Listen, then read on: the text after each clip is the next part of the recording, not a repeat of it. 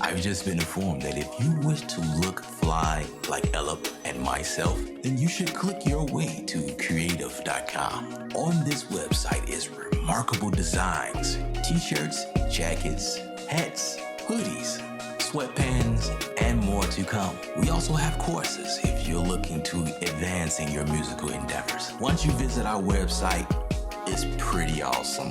But once you make a buy, it's remarkable. It supports the channel and me. Please don't tell Ellip I said that, but he has not paid me yet. So buy away. Let's continue this journey in creating a movement of creatives around the world that can create with their inner creative juices. Musicians, music producers, beat makers, singers, club promoters, whomever you are in this industry, join me while we expand. As Ellip always says, stay creative without rules, but I have another saying. May the creative forces be with you. I made it up myself. Some people may think I'm Ellip, but I'm really not Ellip. He doesn't look anything like me. This commercial is now over. Back to the video.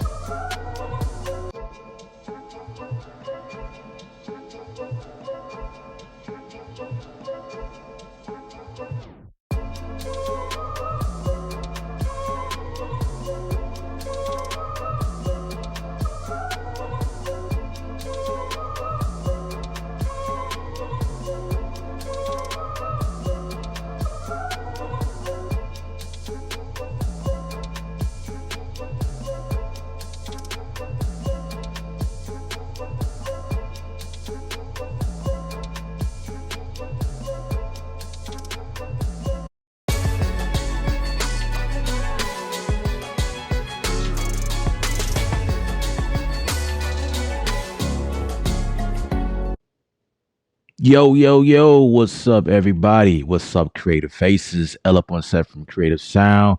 We are live once again on this channel. Me and you guys are watching, so therefore, you guys can comment if you like, ask me a question. Feel free. I'll answer the question as they come in, and we're gonna make a beat right here, right? So I recently put up a poll in the community, my YouTube community, and you guys voted that you wanted to see me do another video in Studio One. So that's what we're gonna do. We're gonna do another video using Studio One. So the choices was if I go between, well, I was asking you guys what videos you want to see me do more of. So of course, Machine was in that list. Studio One was in that list. Bitwig was on that list. Logic Pro was on that list. And I believe that was all that I had on the list because that's all that I have. Those are the things that I work out of like frequently, depending on the project I'm working on. And there were like 91 of you guys. There were 91 of you guys participated. So that means there needs to be more people that needs to be involved in voting. What do you guys want to see me work in next? So the vote stood out. Actually, Machine was in the run. Like the Machine was winning, and then by a few more votes, Studio One won it over. So I'm gonna do another one. I don't know when I'm gonna do it, but I'm gonna do another polling and see where y'all are. So we're in Studio One, and just want to make sure that I see all of the comments. Also, before we get started, I wanted to address that I'm doing one-on-ones with you guys. If you are interested in one-on-one sessions, let me know. I put my email information in the comment section, so you can definitely reach out to me. Also, I have product available if you're interested in the culture. I have some stuff for you guys. But anyway, we're gonna get a crack in. So in Studio One right now, as it stands, I'm working on a project for a client, and I uh definitely want to start this off using Arcade because Arcade has some really good stuff. So I was just looking, seeing like where to go. I kind of like Chop. Chop usually has some good stuff in here. So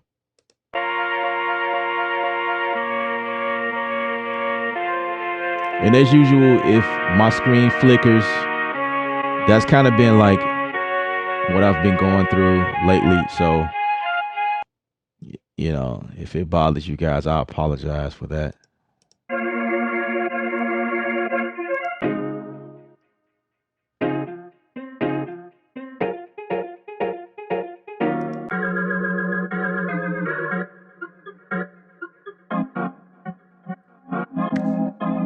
What's up, J Beats? Real Talk Hustler. What's up? What's up? Appreciate the good words. Blaze One. What's up?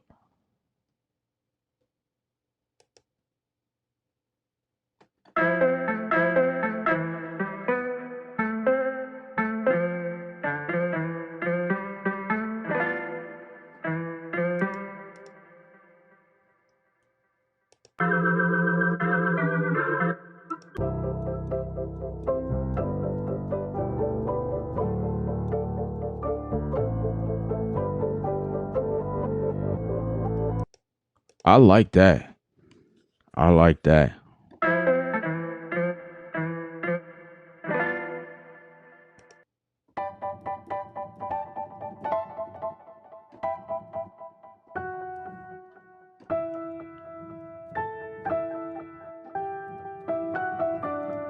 Speedy, what's up?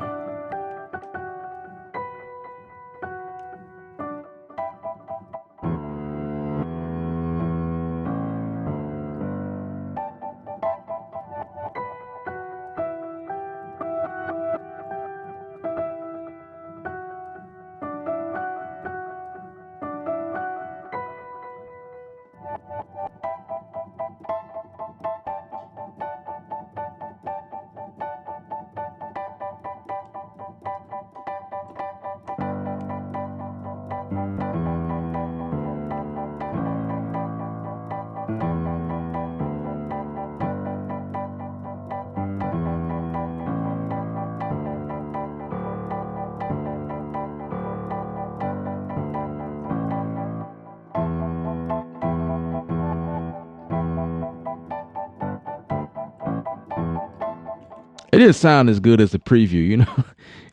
So I'm breaking it down. See, the preview sounded really good.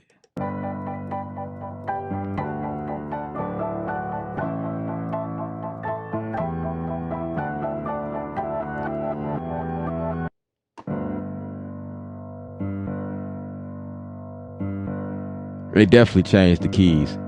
So if I go an octave here,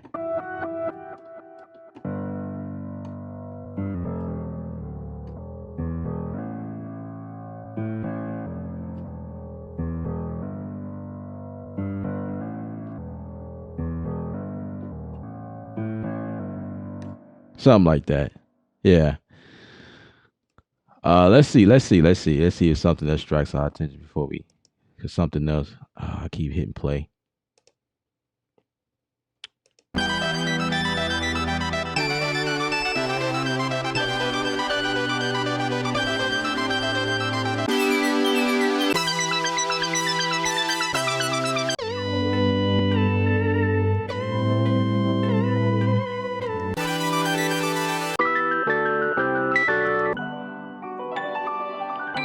So basically, we're starting from scratch, and we're gonna make a beat.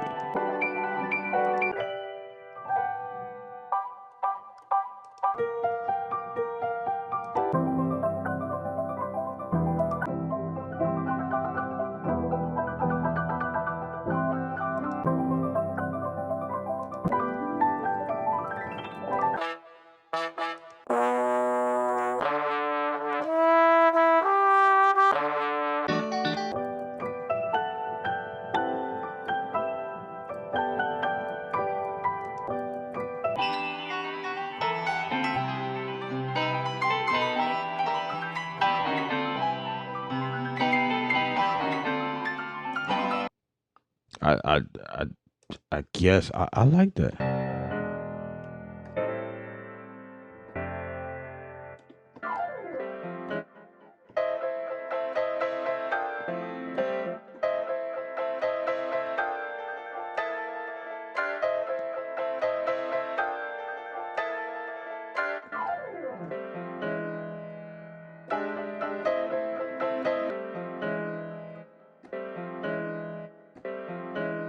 So I like that. So I just need to change the start point. So I like it to start.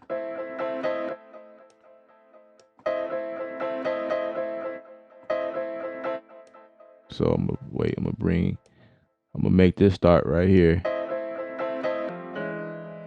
Okay, too soon. Let's bring that back.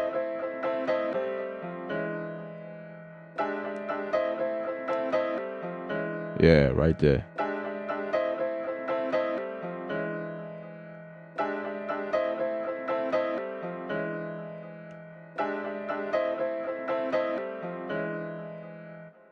So where's our tempo?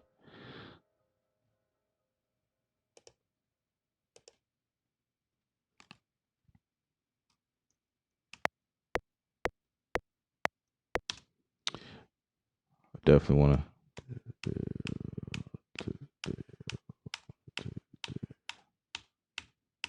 speed that up a little bit.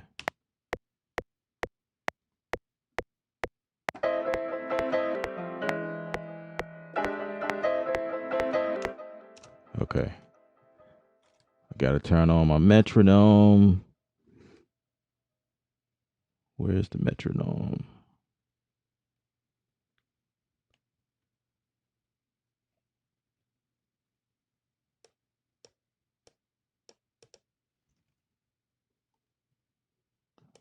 Let's get rid of the extra stuff. All right. I'm going to move this bike.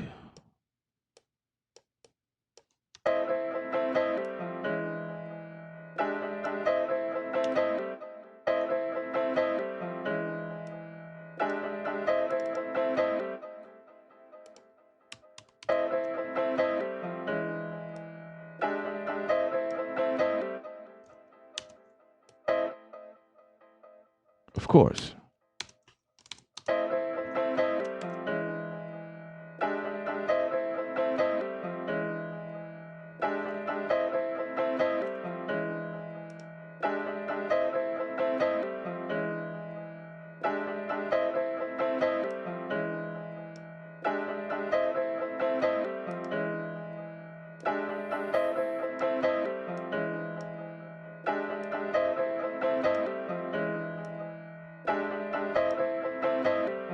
So I'm not going to use any reverb or delays. Yeah, that's just too much.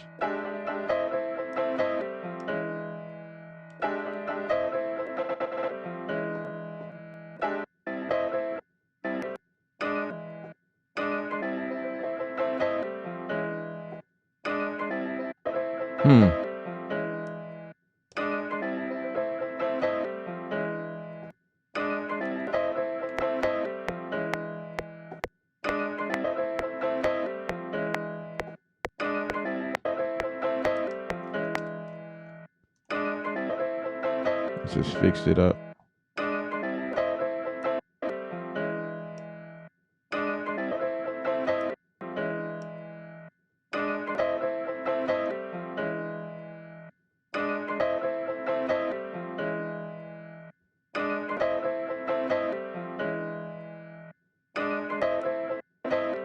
Let's see. What if we moved it back?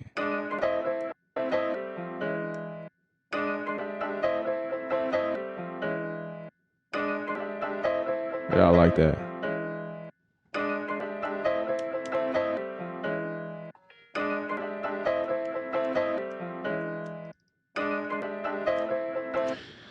All right, so I'm gonna bounce this in place because I like that. And so when you're dealing with samples, you do deal with artifacts sometimes. So if you guys have headphones on,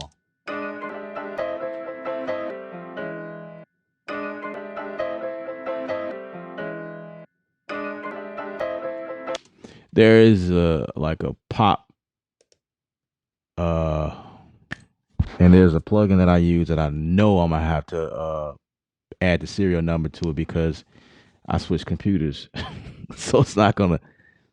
But let me see. AccuSound.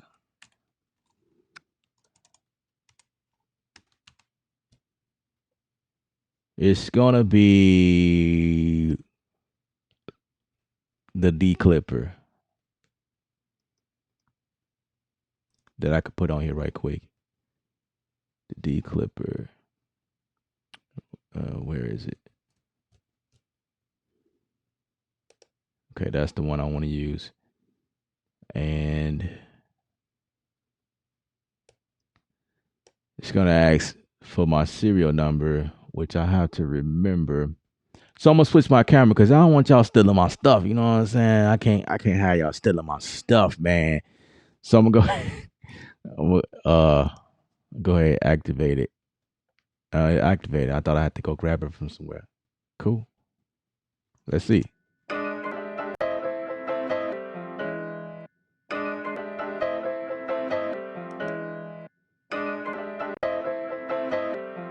Let's go standard. Oh, it's not going to be D clip. It's going to be something else. I need something to hit that click. Where's the click?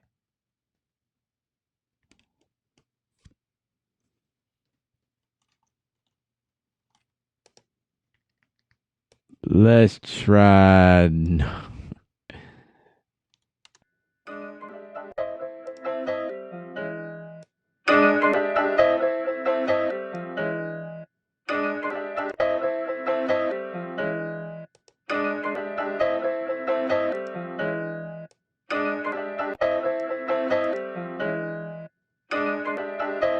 Okay, so that didn't fix it because that's a noise remover.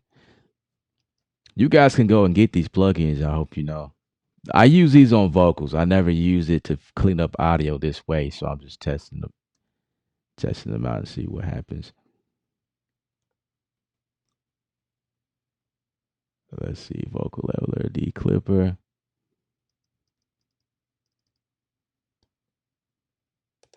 Okay, I ain't gonna worry about that. I have something else in my system. I just have to remember what it is that I can use to clean up that click. But we're gonna like continue making this beat.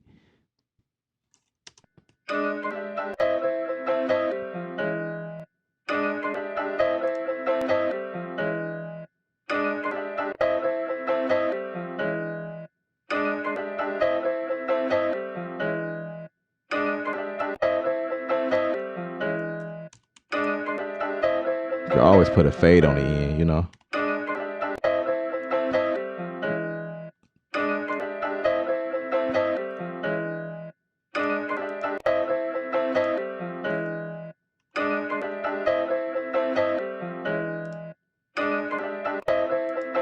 I'm gonna add impact in here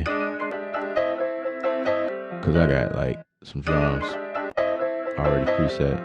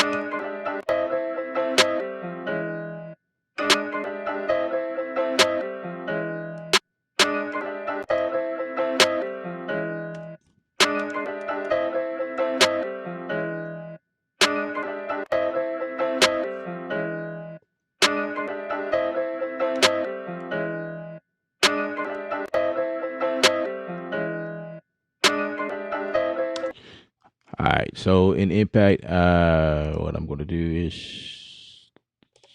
start to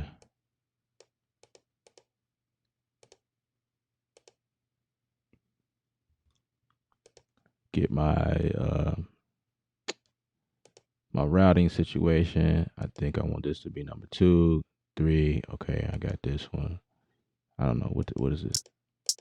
Yeah, we'll put that on 3, and I don't know if I'll be using this. I probably can also put that on 3.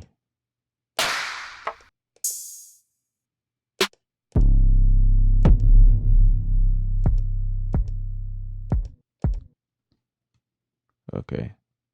So for right now, that's what we got.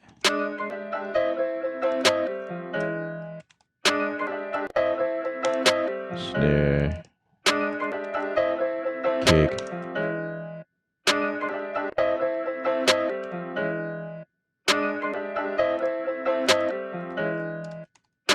hat.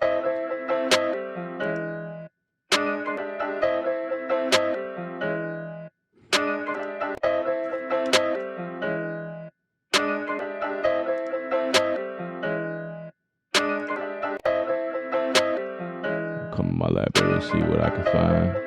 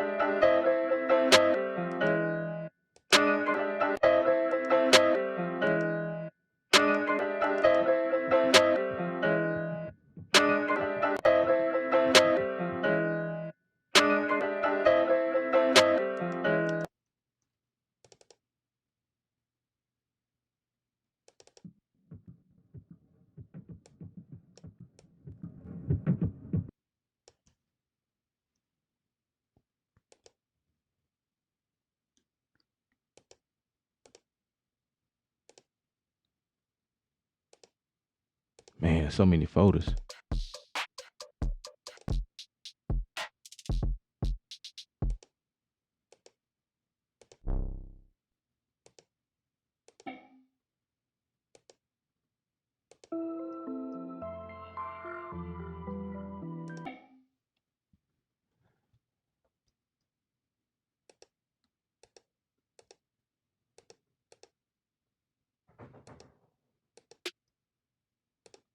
Gosh.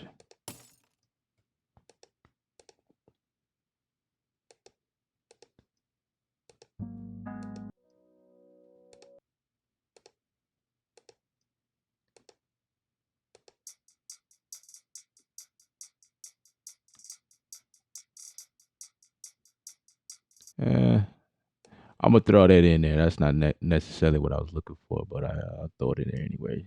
See how it comes out.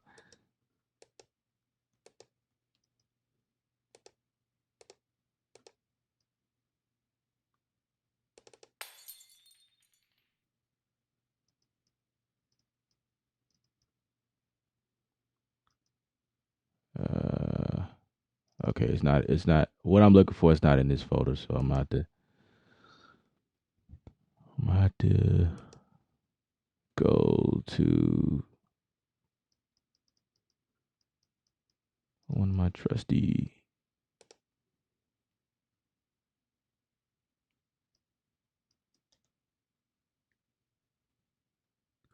Is it gonna be in the? I don't know if it's gonna be in here.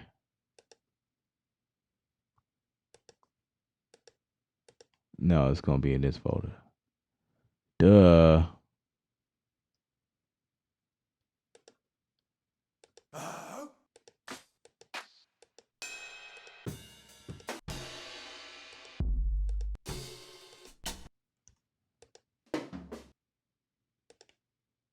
Okay, let's see what this hat sounds like.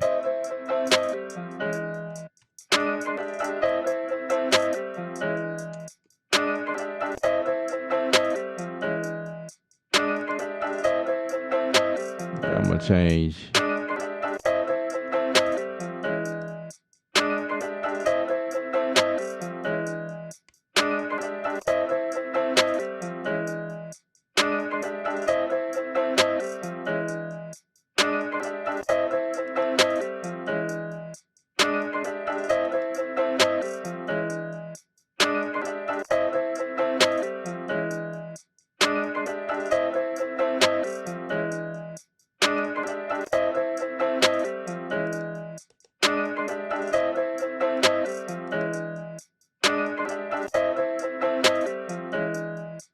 I guess that's good.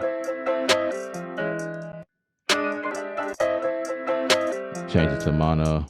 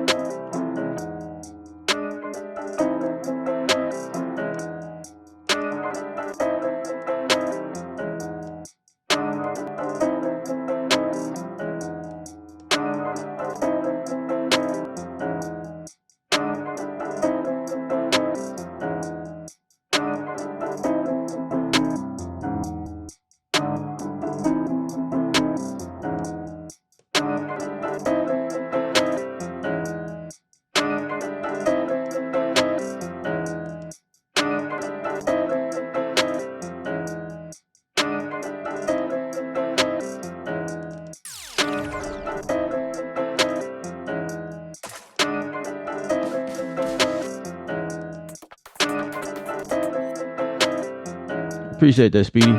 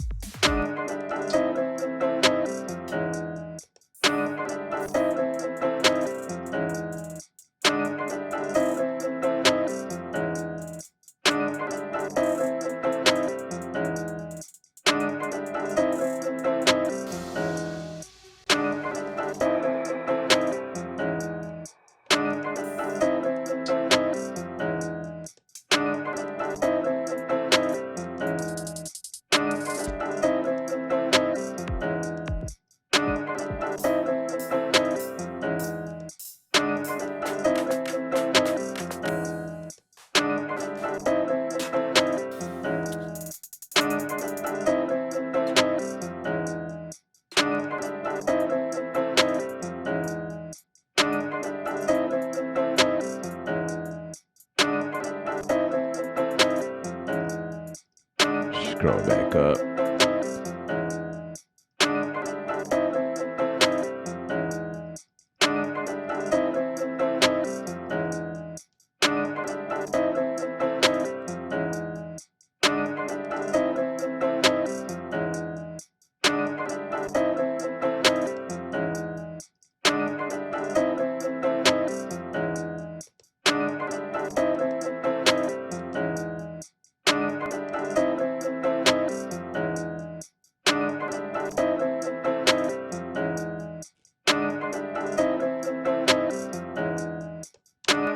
All right, let me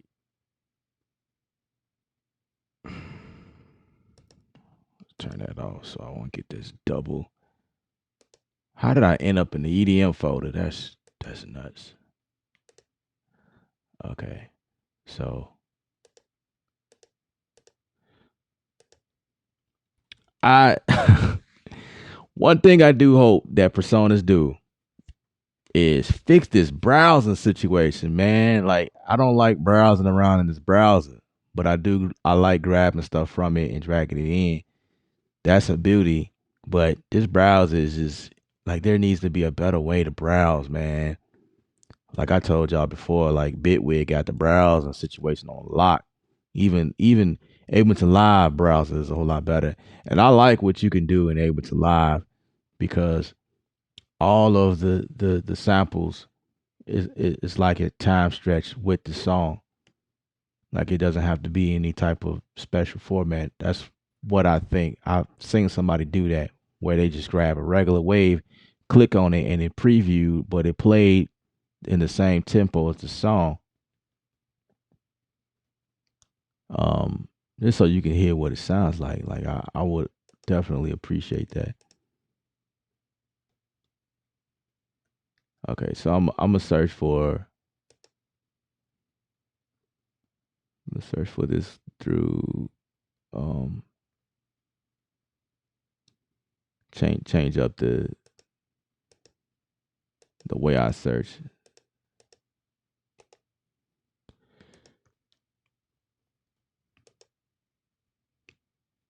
Let's see.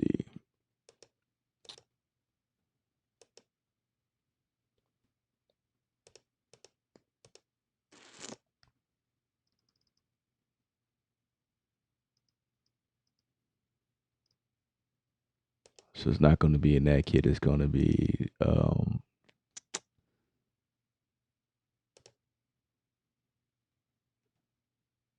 no, not in that one.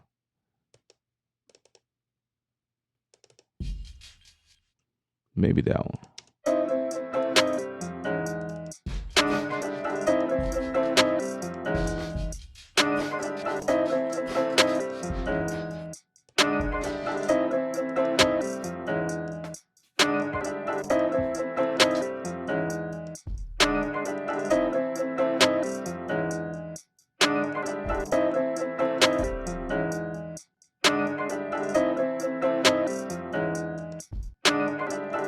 So if you guys are watching, hey, feel free to give this video a thumbs up.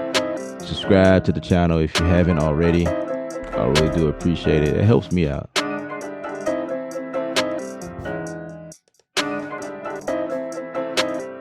Appreciate the thumbs down too.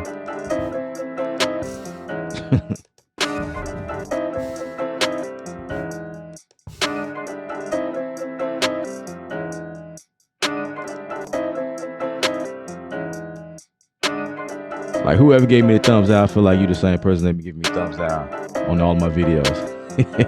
That's funny.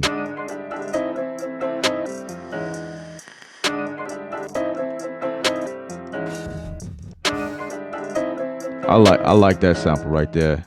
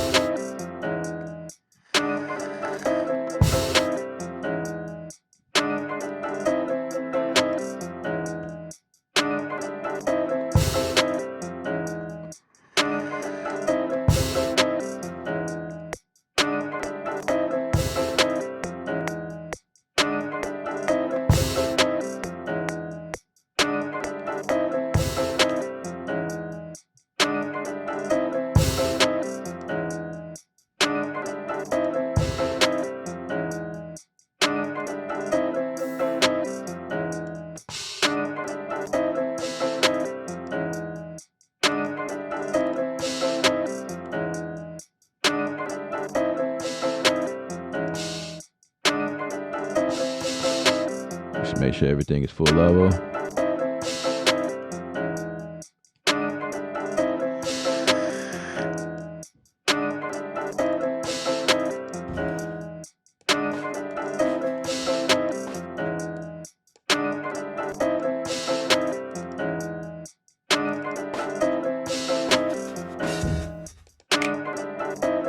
Iceberg, what's up?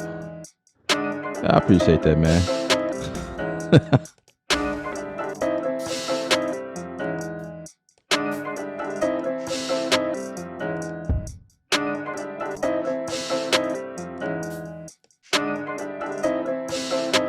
I need to hear what that sounds like.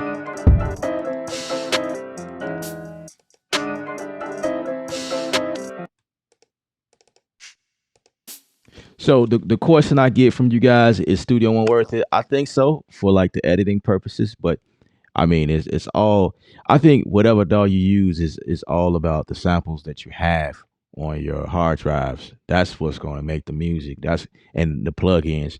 and if you know how to gel them well together, I think that's what's going to make it like, because that's why this channel is everything music production. So you could be working anywhere using any DAW and come here and just like grab some stuff, like some ideas from me, because like you don't have to work in Studio One.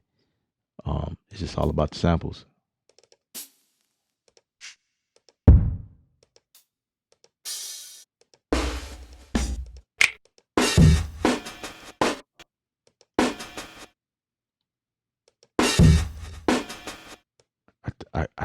I think I want that one. So now I'm just working with samples.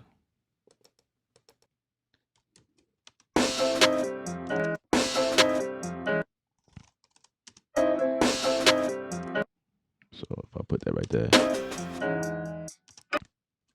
so I can just like time stretch that.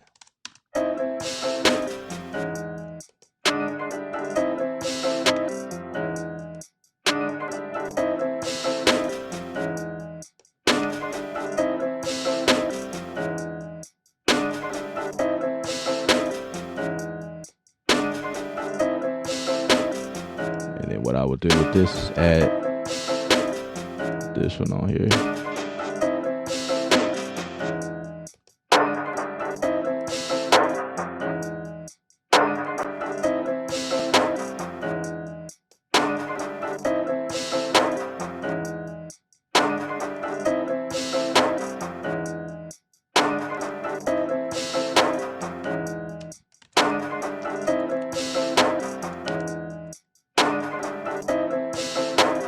Johnny Nichols.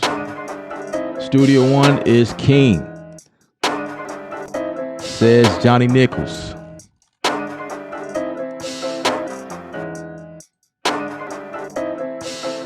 I'm gonna go ahead and keep building.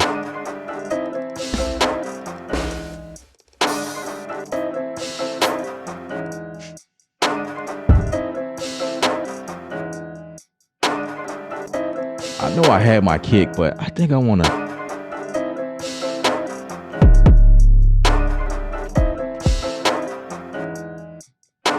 I'm gonna put that.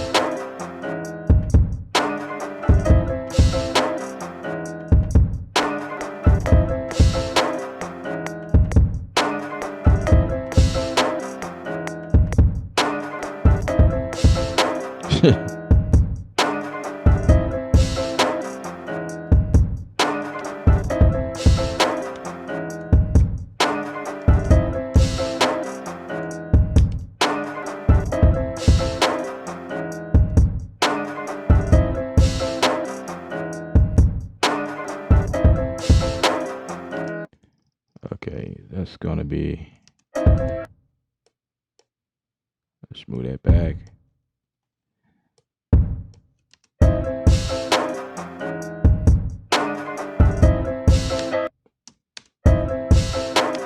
Now I know I want to.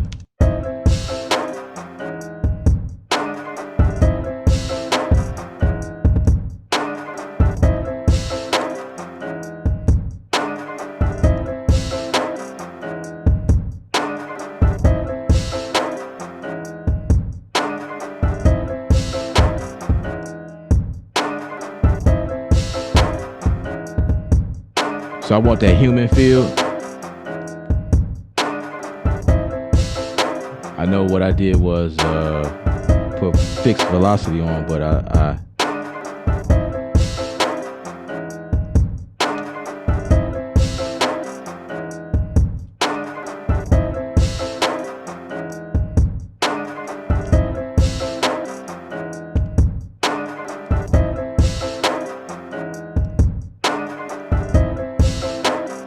put that over here.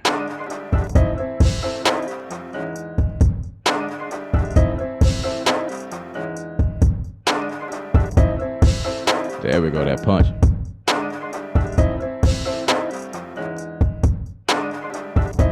I'm gonna play with the volume. I want more dramatic.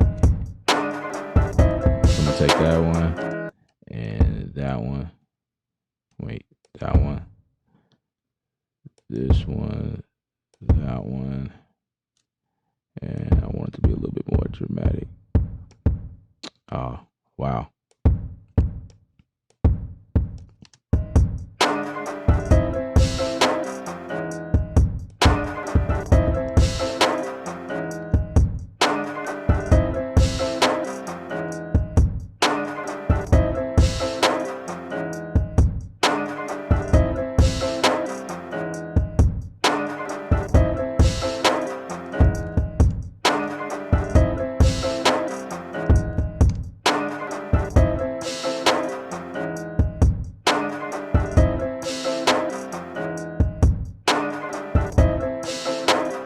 Tropical, what's up? The Studio One family is here. It's complete.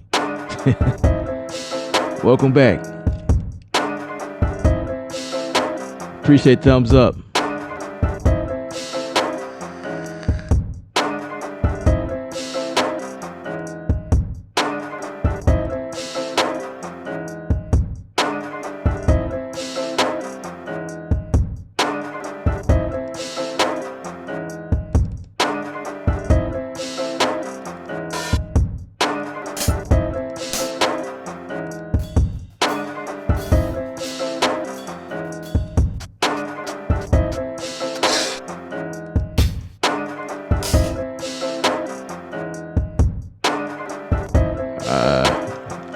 Trying to figure out which one I want.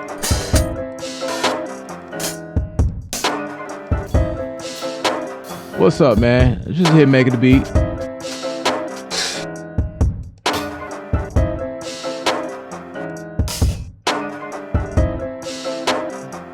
I'm working on this for one of my clients, so I figure I go live. Ooh.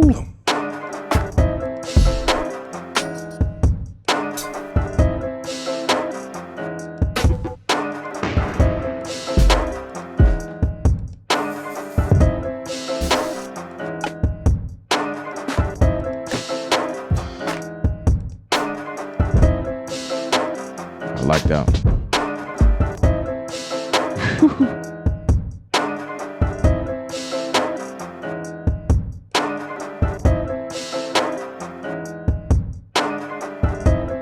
I'll add this to this empty track right here.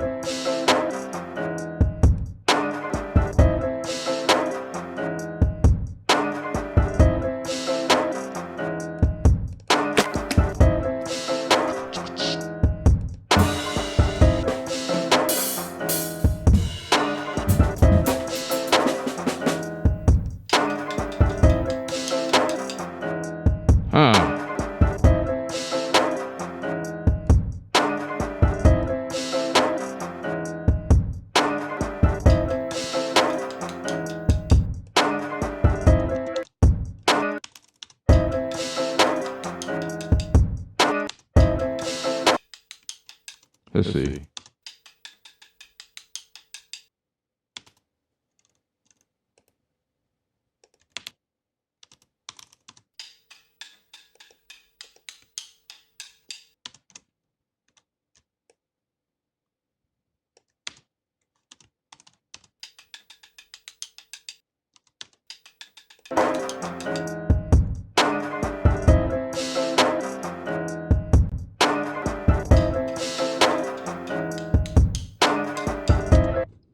All right. So I could do one or two things in here. I can quantize it all by using bin markers, or I can just eyeball it and put it in place like that.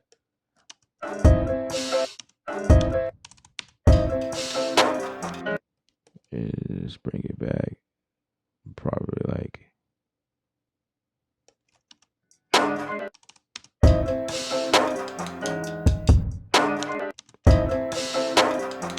all right, so this is what I'm gonna do. I'm gonna just stretch it all the way there, and then we can send this to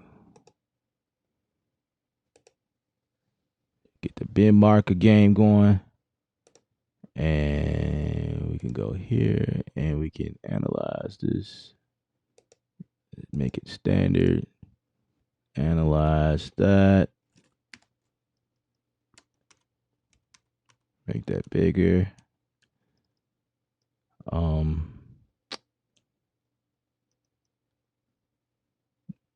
Definitely need to adjust. Let's grab a bin tool and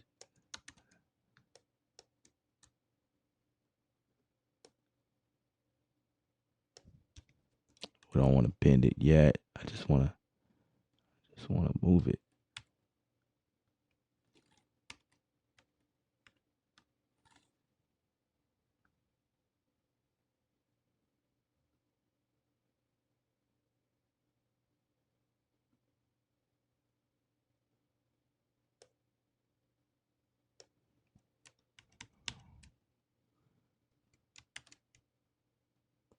Just want to move it.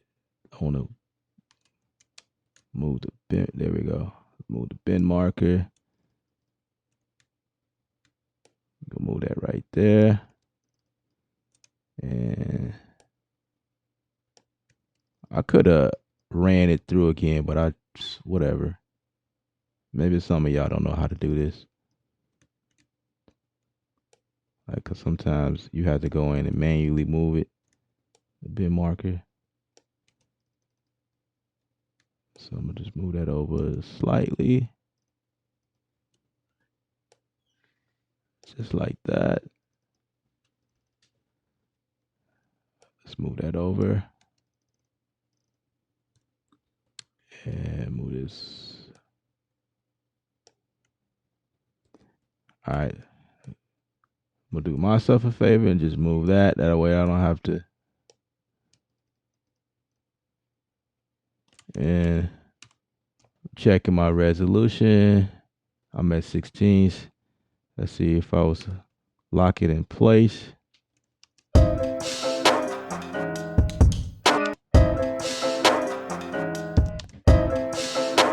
Okay, so now I can go in, change my bin to, let's move that, lock that in place.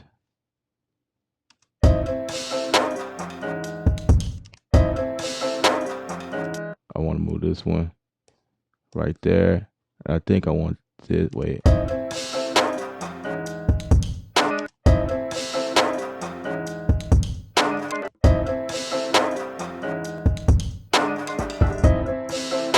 Actually, I don't even have to worry about the rest of them. I could just use the first few.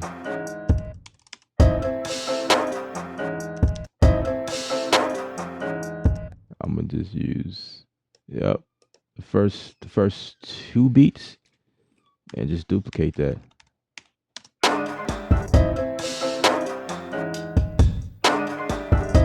just pan that.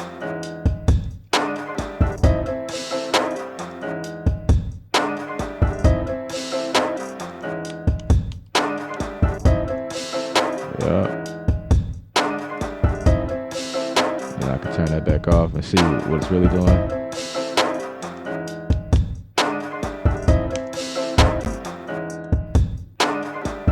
Make sure you save your project.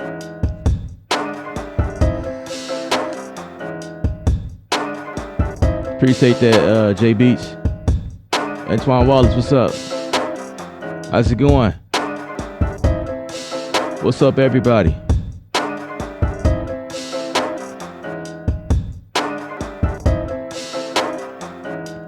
How's everybody doing?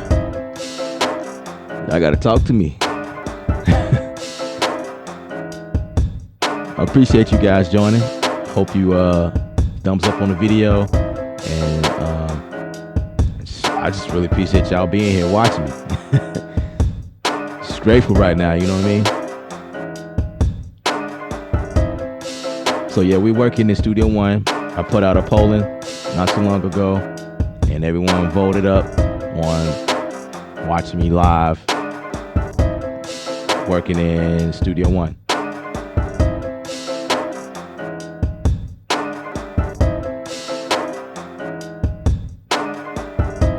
Yeah. Appreciate the thumbs up, because that's what I'm looking for. Thumbs up on the video. Thumbs up. Subscribe to the channel if you haven't already. And yeah, we're gonna keep going. We're like 53 minutes. Got my hair sticking up, but it's all good.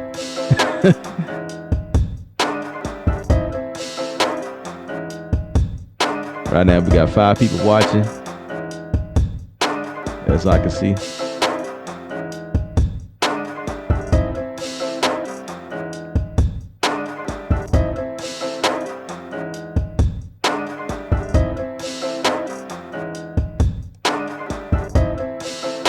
I just need to check something right quick.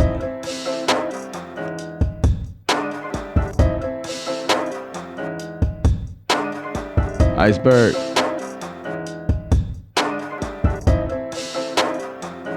Chilling, vibing, just watching. I appreciate that. I appreciate that.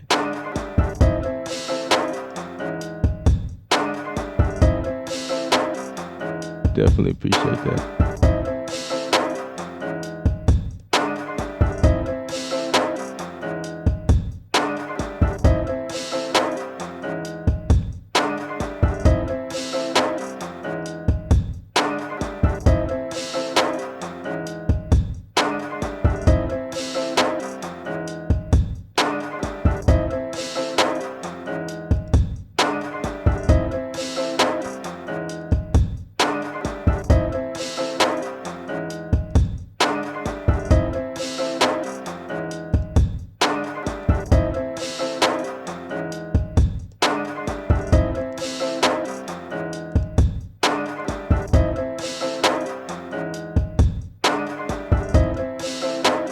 Rodman, what's up? What's up? Man, I'm just in here making the beat, man. We just cooking up something for one of my clients. Talking to y'all at the same time, you know. Oh, you enjoy yourself. Okay. That's what's up. That's what's up.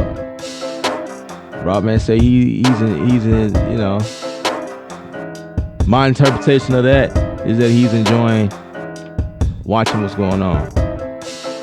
That's cool. That's cool. Yeah, I'll do more. Definitely.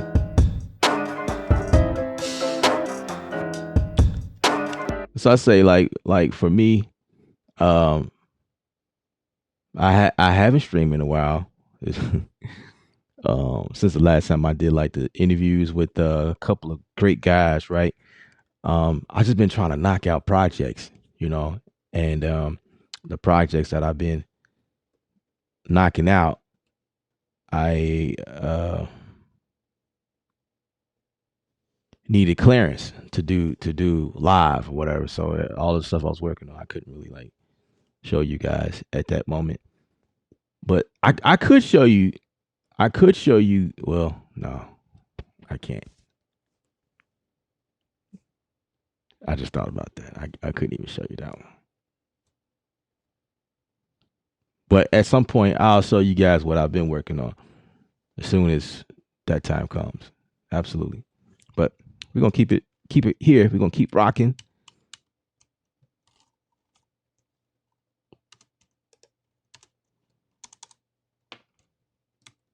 We're gonna keep it going.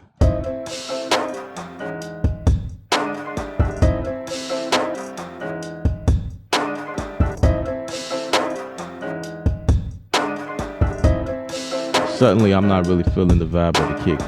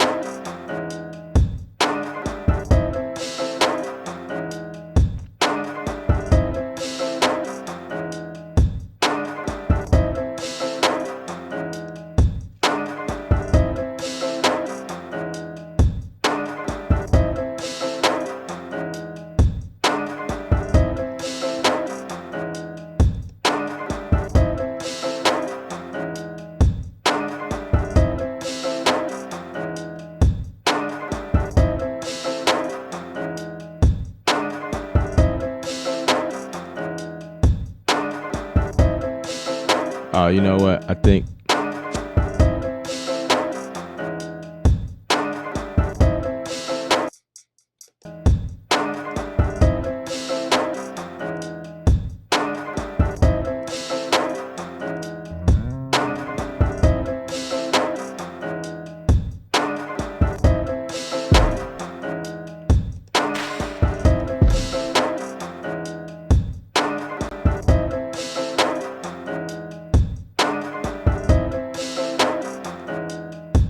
I'm gonna add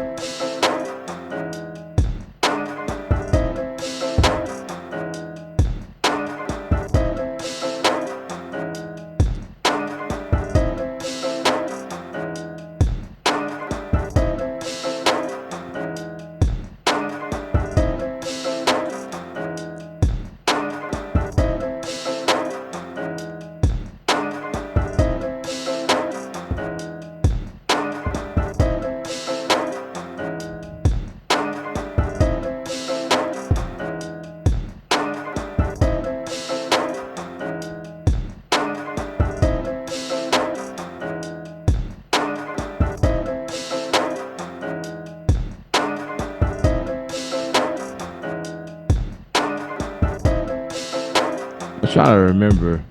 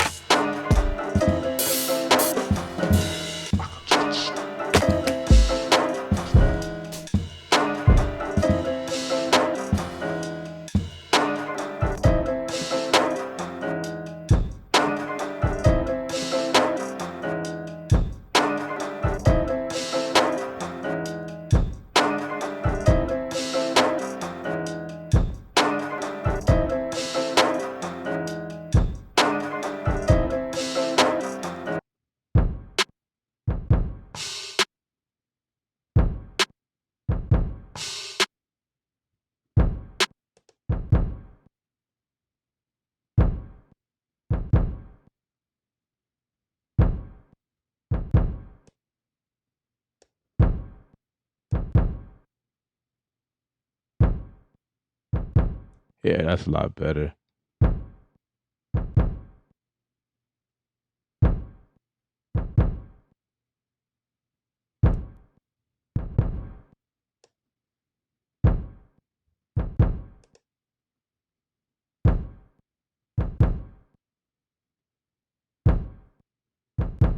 Yeah, it sounds better with the filter on it.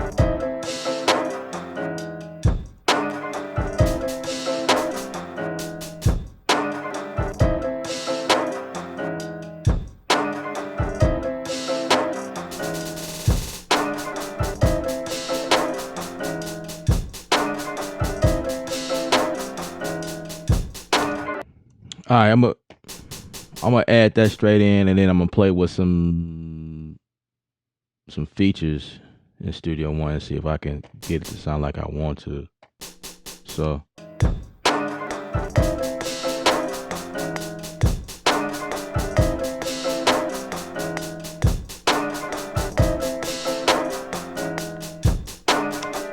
I set up some macros where I can like delete double notes. So like all of this here, I know I delete double notes. So I'm good there. You guys ever had that issue where you record over the same note? There's a function here that you could do that with. And then the next thing I want to do is see if it got this humanizer. You know, I rarely play with the humanizer in here,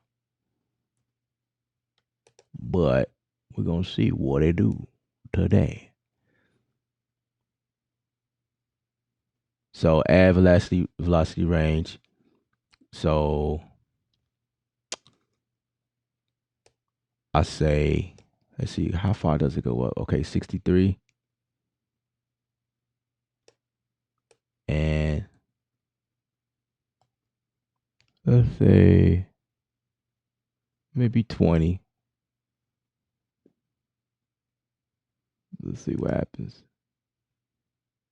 Oh, it shifts everything. That's not what I want you to do.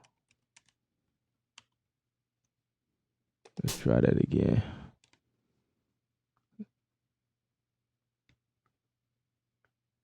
There's a humanized velocity. That's what we want. Multiply, set all to 11. Nope. I feel like this is not what I'm looking for.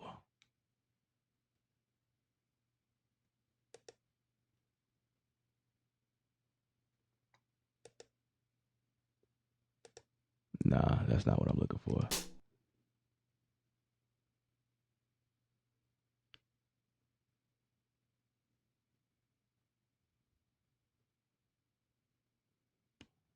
I feel like the humanize is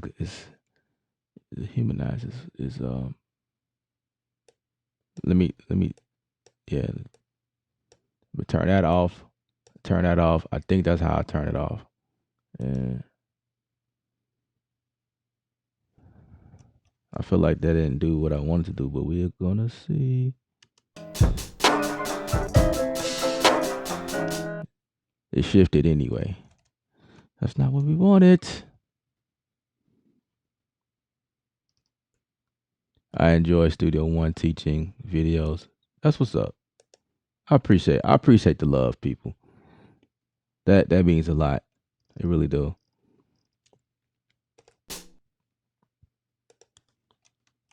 Okay. That's not doing. Maybe I set some. Nah, I didn't set anything. Tempo, timing. Nope, it's not the time. It's not the transpose. Humanized time. Nope, definitely not that.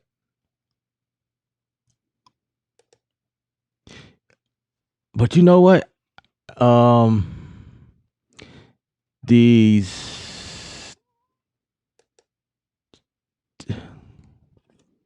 You know how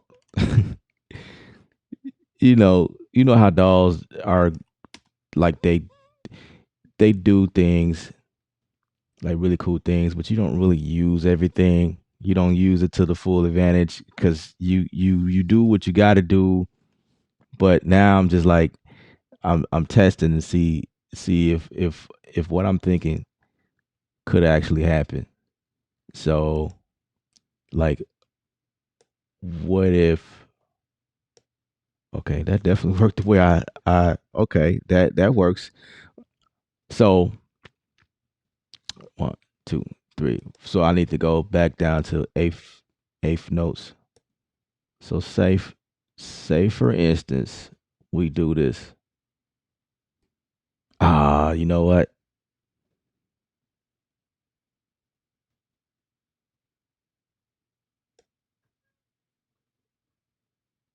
Oh,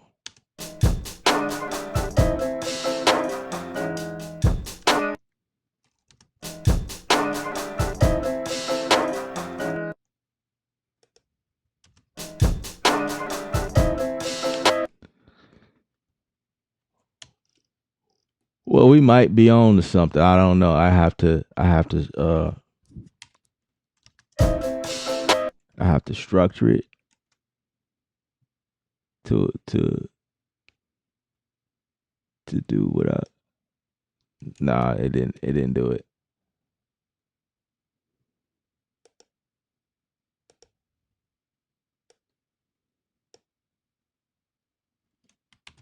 Okay, so the this deal is not working. Maybe I could freehand it. Let's see if I go like this. I kind of don't want. No, I don't. I don't like that method, but that works. So if you guys want to draw in your velocity, you could do it like that. What if I did it like this?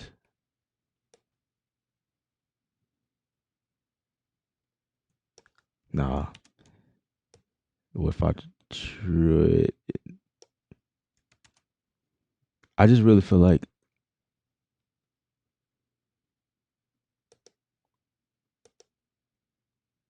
maybe the sign.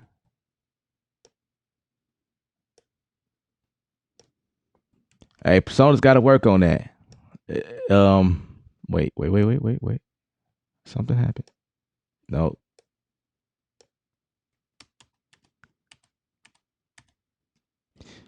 Nope. That's not it.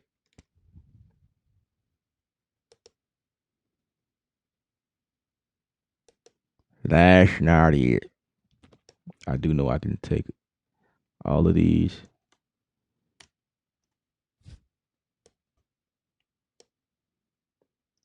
So this only works for like audio.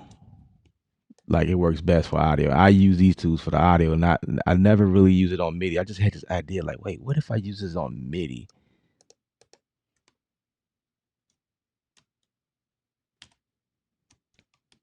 So this is what I'm gonna do. No, I can't do that. Or maybe I can.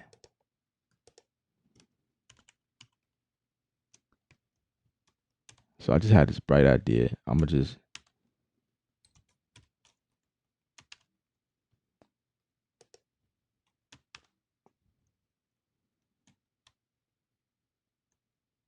come here and why does this keep popping up? Okay, get rid of you.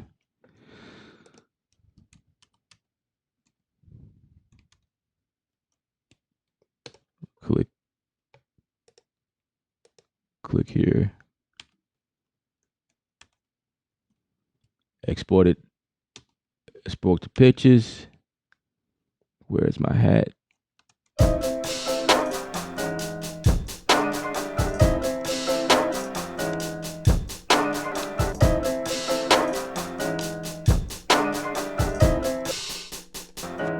Now, what if I bounce that in place?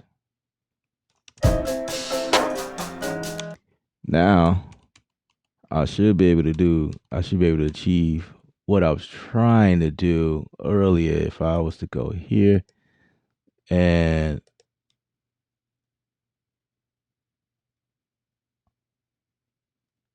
okay, I'm gonna add a mix tool. I know I'm doing a lot of steps. I could have easily done this the easy way, but I was just curious as to like what will work. There's several ways to do stuff in Studio One, which is the thing. And you guys know I like testing stuff, even live. Like I don't mind. I don't come on here thinking I know everything, even though I know quite a bit. But there's just some stuff I just like to come up with on you know. You just never know. So if I go here, I say, hey, I want to automate this. There's one way of doing it, right? Which is what I wouldn't do. But I'll just do something different, you know?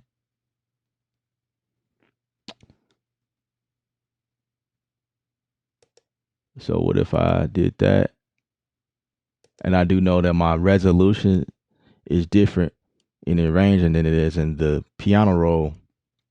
Is two separate things. Okay. So now we're about to get some automation action. Let's see if this one works.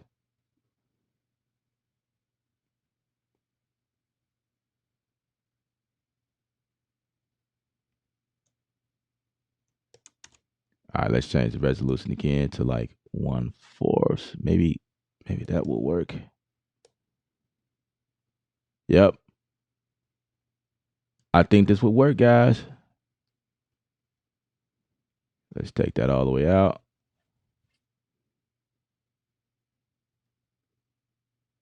Let's see.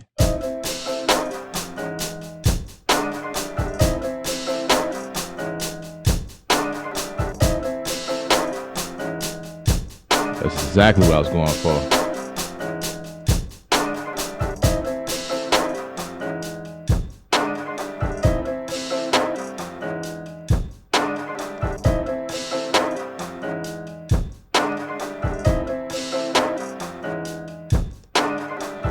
Wow, that's different. That was different.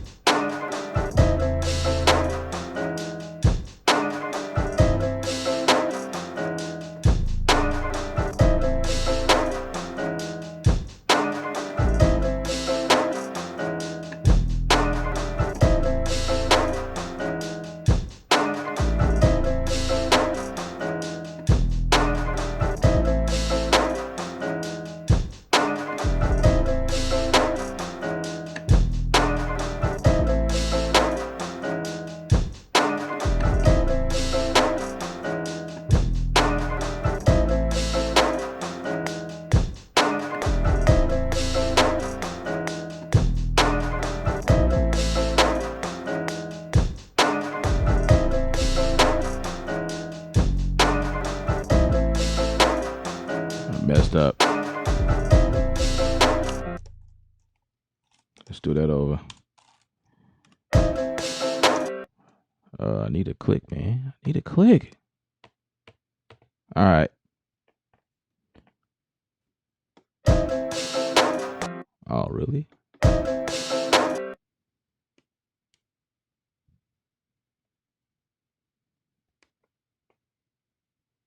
Okay.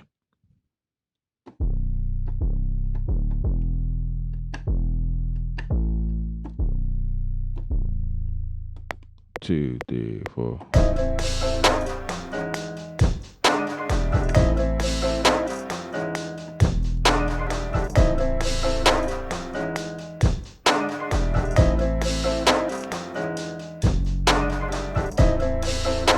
Gotta fix that.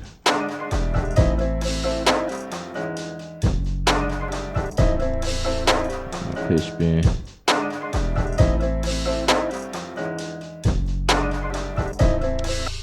All right. So my pitch bend action right here. What was I trying to do? Gosh. Okay, first I need to delete all of that.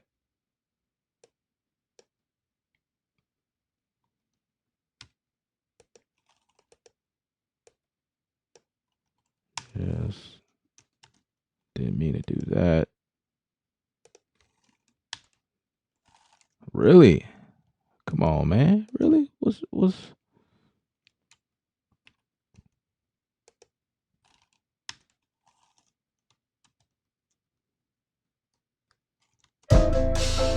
I'm gonna leave it alone. It just keeps wanting to.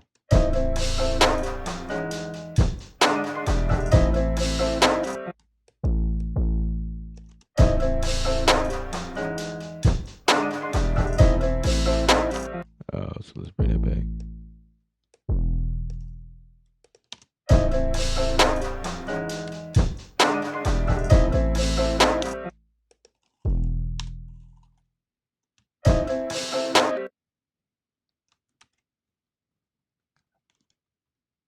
For some reason, every time I hit delete, it wants to.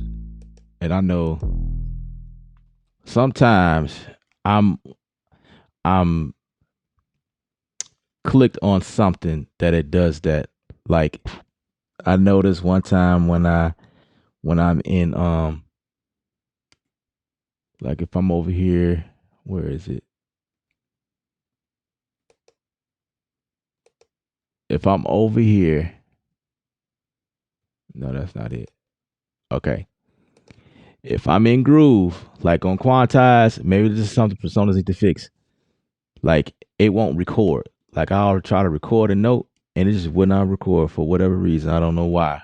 And then once I click it off a grid, then it records. Like if I record a note or whatever, it's weird like that.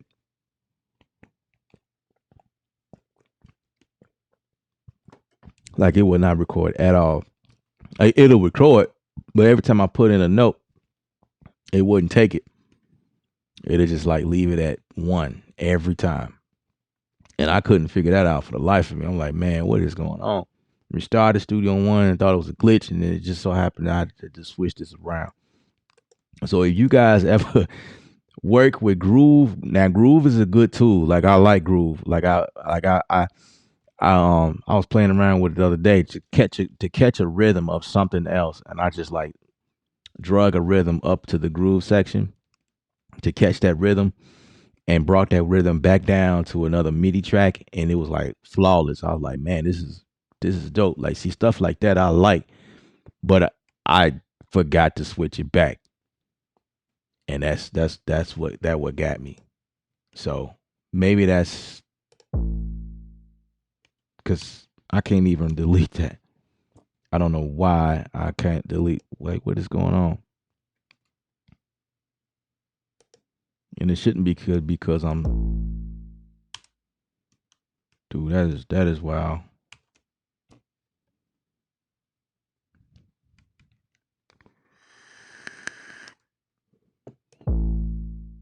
So what I'll have to do here, maybe I could just say delete from here, and it'll delete.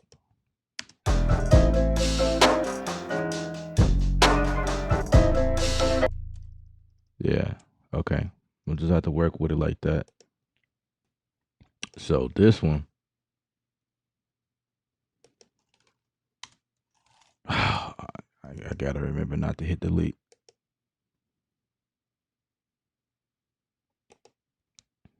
Let's get rid of that one.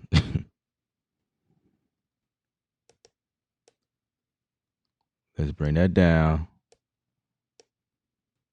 Let's bring that all the way down. Yeah.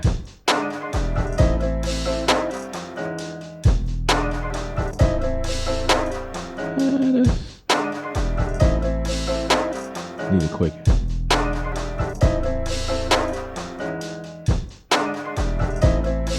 Maybe upward.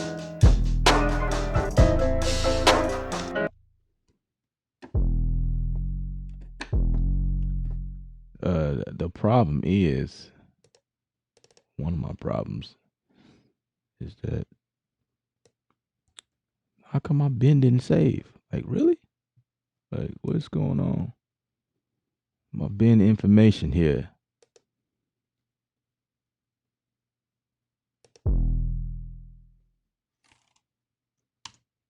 Ah, now I'm getting frustrated.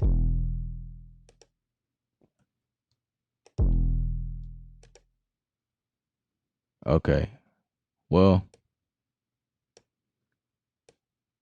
hey, y'all see what's going on? Like, I don't even understand this.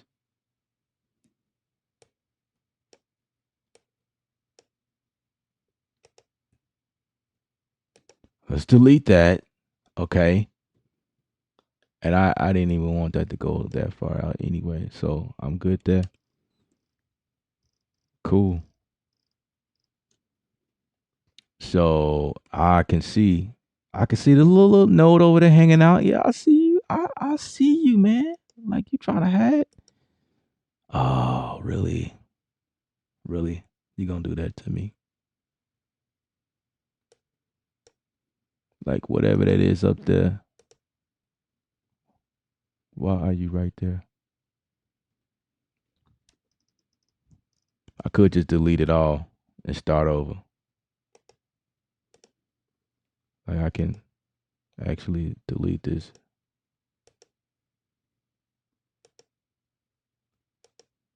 Wait, did I delete that? Yes, I did. No, I didn't. Okay, here's an easy way to fix that problem. Just come all the way back. How about that? Nah, tricked y'all.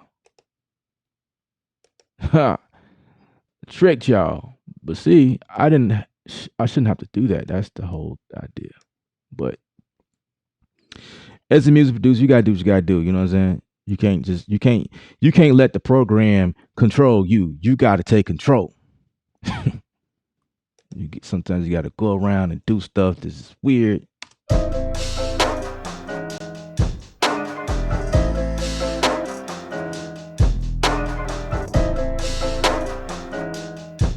But I have a feeling that okay, it's there.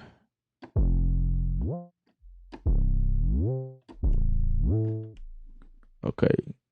Okay. I'm bugging. I'm bugging.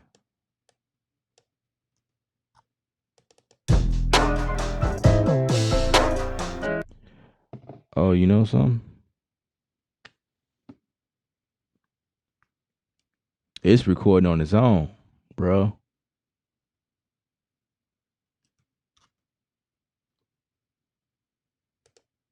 Let me check something. Make sure I ain't turn on automation inside of here. And that could be the reason why I'm not. I could be pressed on something.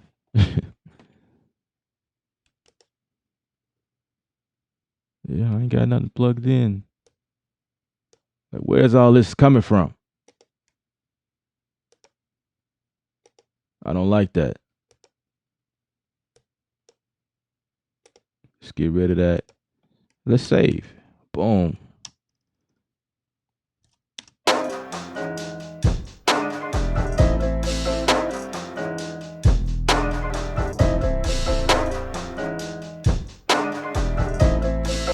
Okay. Now it's getting weird.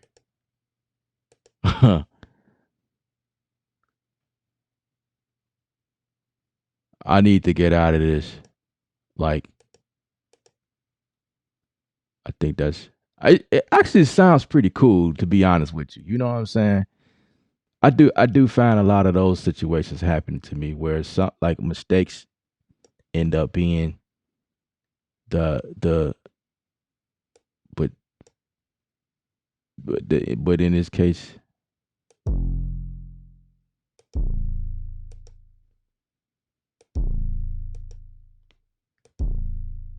I don't know where those extra notes. Oh boy, boy, boy. Okay.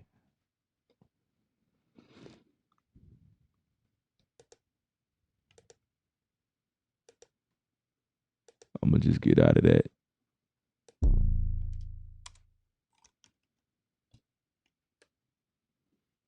What's up? Man, how do you say your name? Is it Chuhu? Sounds good. I appreciate that. Let's see, let's see.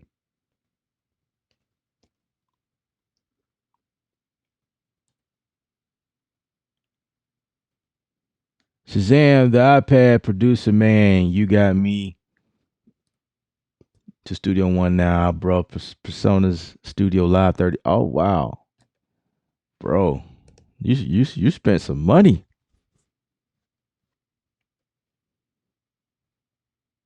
You spent some. I don't even have the Studio Live, bro. How's that working out for you? Like which one? Which one did you get the series? Was it series 3? The one that actually controls Studio One? That thing is pretty sweet. I want one of those. I still do. It's actually either between the 24 and the 32. Um, because I I used to record live bands, and it like ever since I learned about personas, it was one of those boards that I always wanted. Like, man, this will be dope. I just been using like interfaces to record in, and that has gotten me bad. But it would be pretty cool to have like actual board, you know, like control like analog coming into the board, and also control Studio One. Like that's like a dream, you know. I love that. I love like it's just the integration is yeah. I love integration. How things just work together. That's why I've been crying a lot about making the tools that I have now. It only makes sense, you know. When Native Instruments came out with that concept of their boards after actually being able to take advantage of DAW integration, I just felt like it was only right that they include us that works in Studio One. Like if you're gonna make it available to Cubase and Logic and you know what I mean, like or Ableton Live, like can we get that? Like why is Studio One like always last on the totem pole when it comes to stuff like that? Like it's you know we should be included. You know what I mean? Like it's a DAW. It's a DAW just like all of the other ones. But I get it though, because I think the way that Studio One was coded, you know what I mean? Maybe there are some things that prohibits it. So part of what I know about personas in Studio One specifically is that Studio One in the beginning was not initially created to do what we're doing with it now today. So they have to go in and do some miraculous things to get Studio One up to date to what we trying to do with it. So I do know that. You know, in fact, is actually what I learned. I'll put it that way. I just learned that. Well, I knew that Studio One was not meant for music production. I knew that years ago. However, what I learned was that perhaps Studio One, because uh it was not made for music production right now.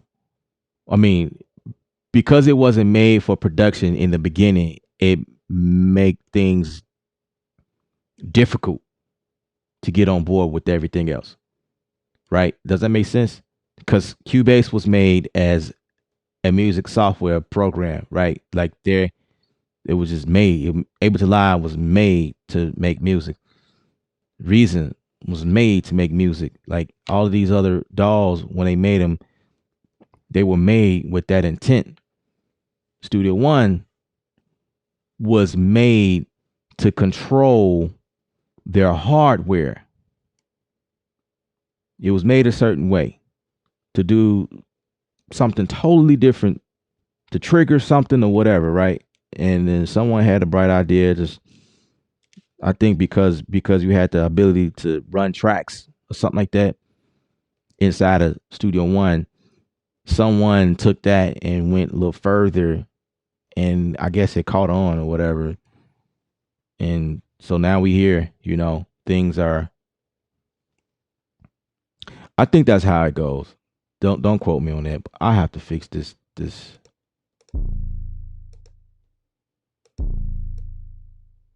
Like I don't even understand how or why it did that. Let me go back in here and delete double notes.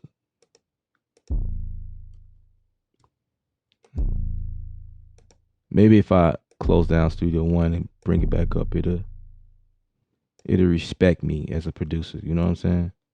I feel like I'm being disrespected right now. What just happened to me, I feel disrespected. And that's not right. I don't like being disrespected like that. That's not cool at all. Like, what is Studio One thinking?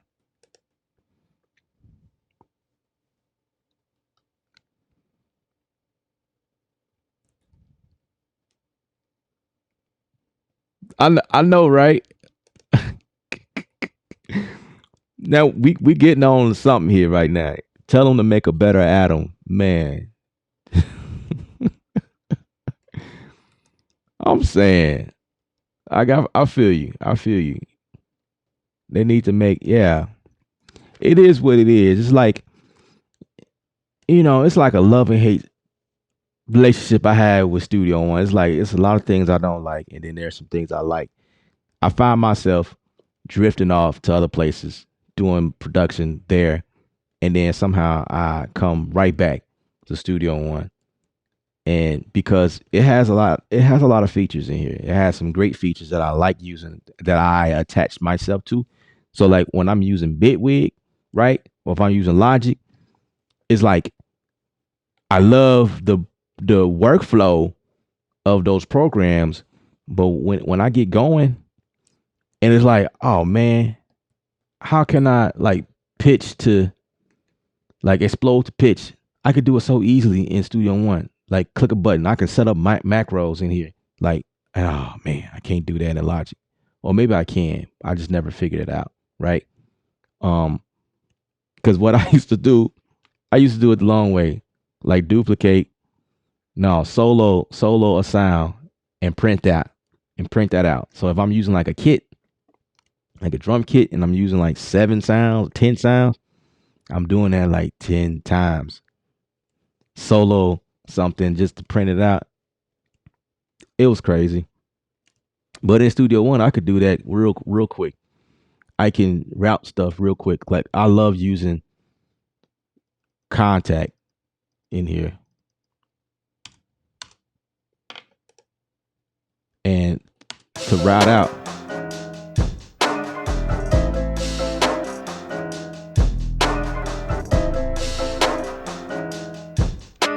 I'm a mess with that pitch later, because I feel like every time I mess with something new happens.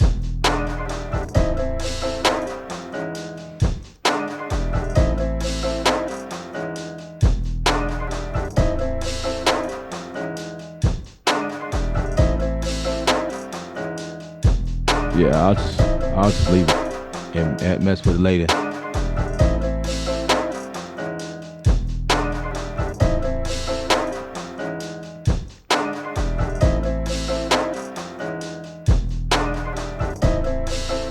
You already know what I'm about to do next.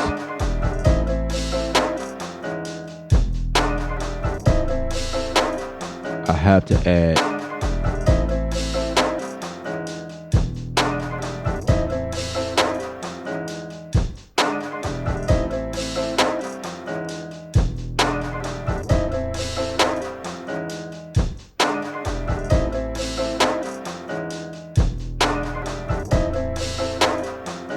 let's add a compressor to that actually.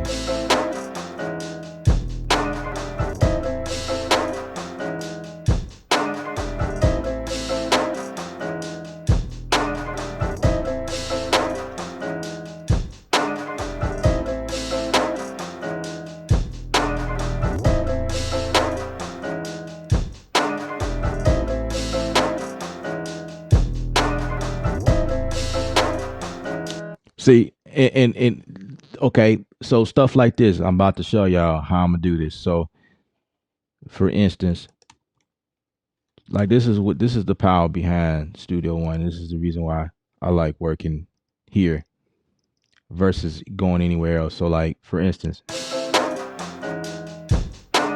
so my kick is right here, which is an impact instrument, right? I routed the pad to come out here on its own, and so I put a compressor on my bass. Let's label that bass right now so I can see it. So if this is my bass, I can go here to side chain real quick and side chain my kick to the bass, and I'm done. That's it.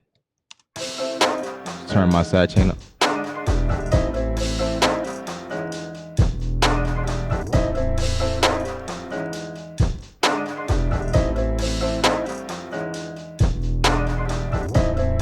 And just make, my changes.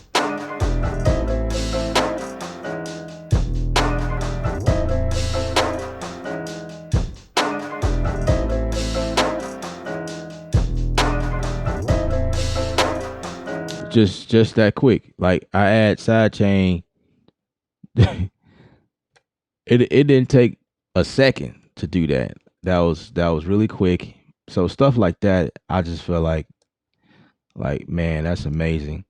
And I can also add side chain into EQ, so I can see the EQ, the kick and the bass side by side in the same EQ, and and I can basically I can eliminate the low frequency war. I can eliminate it real quick. Real quick. So that you guys know, you guys coming in now, you just tuning in. I appreciate you guys tuning in. Thanks for the likes on the video. I promote likes on the video, you know what I'm saying? Because I'll be giving y'all I'll be throwing some gems out there, and sometimes you forget to hit like on the video. It's no problem, I'm just reminding you, just hit like on the video. If you're not a subscriber, please subscribe to the channel. I am doing stuff like this more and more and more as I see that a lot of you guys enjoy me like cooking up stuff from scratch. So we cooking up something from scratch, and this is actually something I'm working on for a client.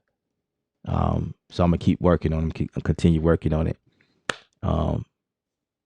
Yeah, that's what it is right now. Subscribe to the channel.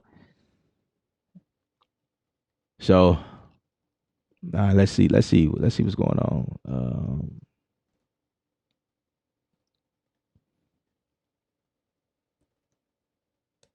So looking at the comments right now.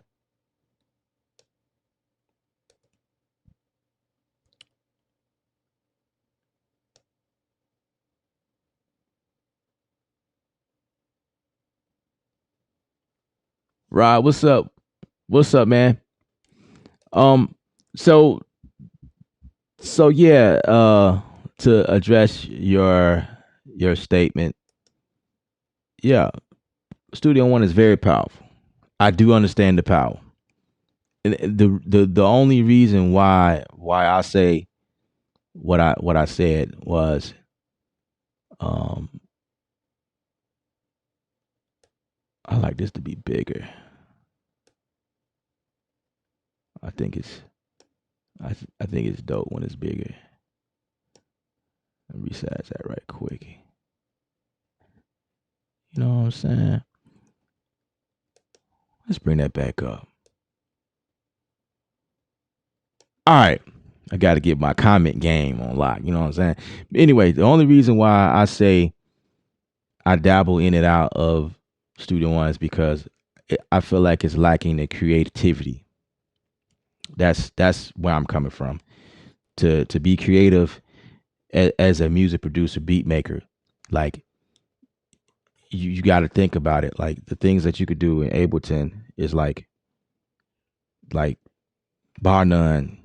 Is like amazing stuff you could do in Ableton. And the ease of use and the how quick you are able to like be creative. You know, they use blocks or devices in there, so you can just grab your devices.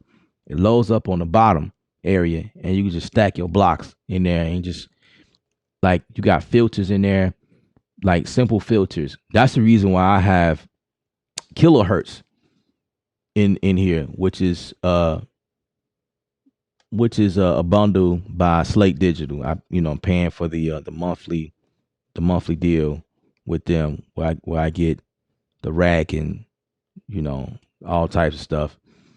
So kilohertz comes in there, and kilohertz have simple stuff that it does, like the filter, for instance. Like I can show you that right now.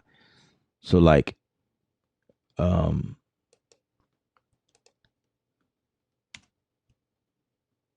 if I just like type for filter, I would like Studio One to be able to do stuff like this. But you could do this in Bitwig. You could do this in Ableton Live, right? It's just a simple filter. Like it does, it's either a low cut or it's a high cut, or you can mix it up. You know, it can become the band pass. Like it's just simple. When you need to do like record, wait, it's not called record. It's called tape, I think. Like the tape stop. Where is it? Tape stop. Boom. Like tape stop is here.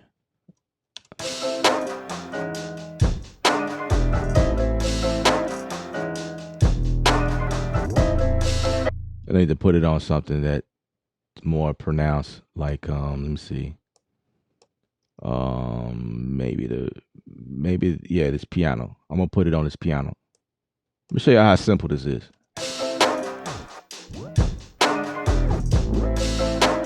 Simple.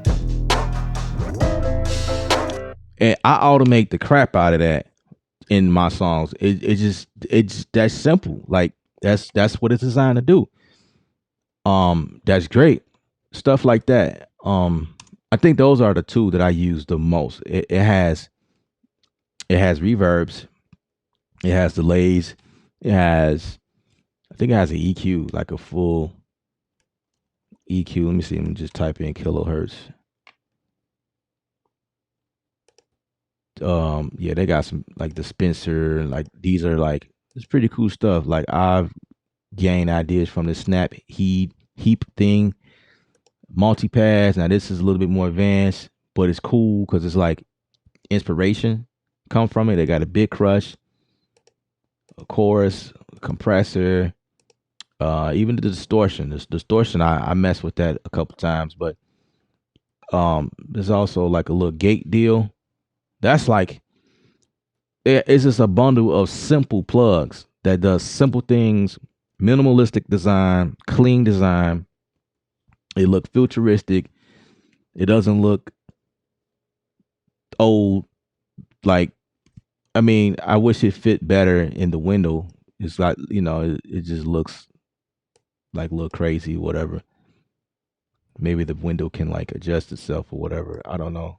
I think you can resize it. I can't do much to it. That's about as big as it goes.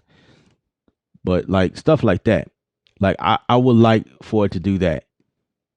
Simple plugs like that. Now, Studio One do have simple plugs like the mix tool. I brought the big mix tool. Y'all seen me do that. That's cool. That's great. I don't want to use the EQ all the time. The parametric EQ, like to get around that thing is, it's a full parametric EQ. I just like simple filters or whatever, or like maybe different kinds of compressors. Like there's only like two, I think. There's a tri compressor, and then there's like the regular compressor, and there is just regular compressors. That's it. I mean, um, well, it's not by Studio One, but they do have a bundle where you can get all of the vintage compressors inside of Fat Channel. So I can't forget that. But see, that's the thing though. Like if I was to bring that in here, like that is one of those things that I like about Studio One. Now we getting into like stuff like that. Like, man, okay, I like that because if I go in here, I can grab all of my vintage stuff. I can grab my two ways, my 1176s, and my pool tech style compressors, my my VT ones, or I can go in and grab EQs. You know what I mean? My vintage EQs, my passive EQs, my RC 500s, and my band shells, Benzadel. Sorry, Benzendal. I just call it the band EQ, a Bax EQ. That's what I call it, the Bax. I could never remember the name, but like for stuff like that, yeah, that's great. Like that's wonderful. You know what I mean? But I think there's like a disconnect um when it comes to stuff like that. Like Studio One is great. Yeah, and I just really feel like it's it's really for I don't want to say advanced users, but that's kind of it depends on how you look at it, because someone just making beats, it's not gonna go in there and pull no vintage plugs. But I mean,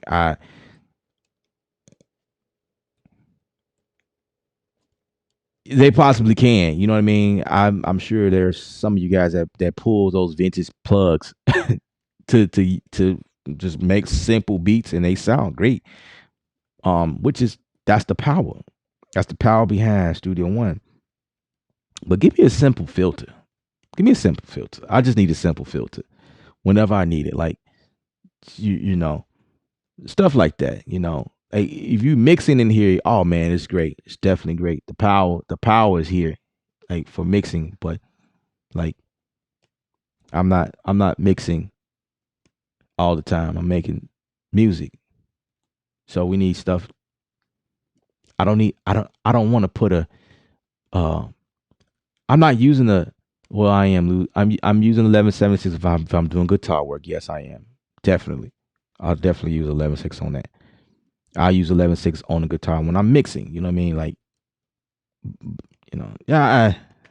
I don't know. I'm just drifting off, I guess. But yeah, that's why I am with it. Like, it's definitely powerful, but I feel like there's some things that could improve.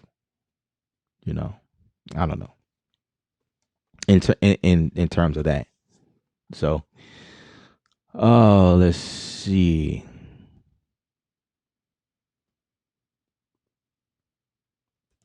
But yeah, they do need to make a better Atom. I'm looking at that comment again. That's funny.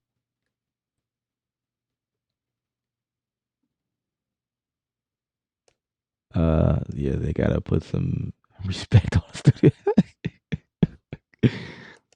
uh, Yeah, man. Yeah, that incident that happened, man. That was really disrespectful, man. Like I'm trying to put the animation in there, and it kept. First of all, I'm trying to delete just a note, but it wants to delete the entire note. Like that's just disrespectful. I felt some kind of way when it did that to me. You know what I mean? Yeah, I agree with you, Iceberg. Oh man, it's crazy.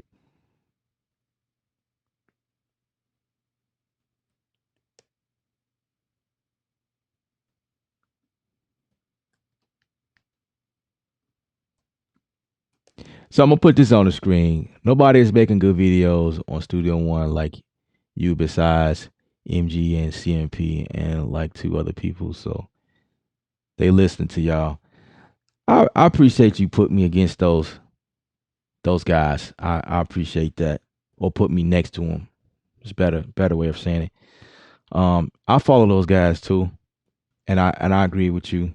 There's not much content um in the direction that we're going.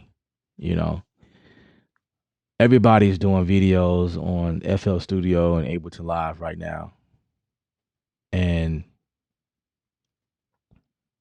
yeah, I agree, because when I'm on here giving you guys tips, tricks, whenever I get a moment to look at YouTube, I want to see other people do things that I've never seen before, and there's not many people who's doing that. There is a couple people I follow. I think it's pretty good, but um, they're sharing some good stuff on like mixing, not necessarily beat making. There is one guy that shares some. It was actually a couple more guys that, but it's a small number. Like I understand. I understand what you're saying. It's not very many. So yeah, I mean, it is what it is. Like I just feel like we are in here just like making it work. Like we pushing along, trying to make it do what it do, but like it's only so far we can go using this stuff, because I'm looking for creativity. I'm really leaning towards Ableton Live right now because I like to push, and like all of my buddies has Ableton Live, and they've been trying to get me to, like, bro, I understand that you love working in Studio One, but you don't understand what you can do in Ableton. And I'm like, yes, I do. You tell me all the time, and I see videos, and those videos, like the stuff that I'm looking to do. But then again, there's those things I like Studio One. The stuff I like that Studio One does, you can't do in Ableton Live. Like one of them being markers. No, not markers. Definitely not markers. It's a ranger, the ranger tool. So like right now as it stands, y'all correct me if I'm wrong. If I have any Ableton Live folk in here. So like right now as it stands, if I was to come in here and create an arranger, it's not a marker. It's an arranger. This is the arranger right there. Like from that point, I could take everything I've done and I can have like 78 tracks. And all I got to do is come here to the top, duplicate it, move it around however I need to, right? If I duplicate that and I want to like rearrange it, move stuff around, I can do that. That to me is what I like about Studio One. Like that, I think that's dope to me. What I've seen people do in Ableton Live in order to make that happen was they have to go and select everything, which is what I used to do. But when I found that Studio One can do this just by using the markers, I mean the arrangers, then like it was totally better to me, in my opinion. So stuff like that is like, and it happened to me in Bitwig. I was working in Bitwig, and it was like I was getting to a point where I need to start arranging a song, move stuff around, and I'm like, oh my god, now I gotta like select everything. And there is a command actually. There is a command like if I was to click, and I didn't even mean to hit play, but that was crazy. If I was to click right here, like one of these, it's a command, a series of buttons or whatever that you could click, and it selects the entire row and or the column, the entire column, should I say? And then you can move stuff around like that. You know, it's almost like having this in the middle of the project. Like if you know, if but that clip has to be the length of the portion you want to move. Otherwise, you know, sometimes I'll be in situations where like this will be like that. You know what I mean? Because I'm transitioning to like another height of the song, and I want to cut that right there.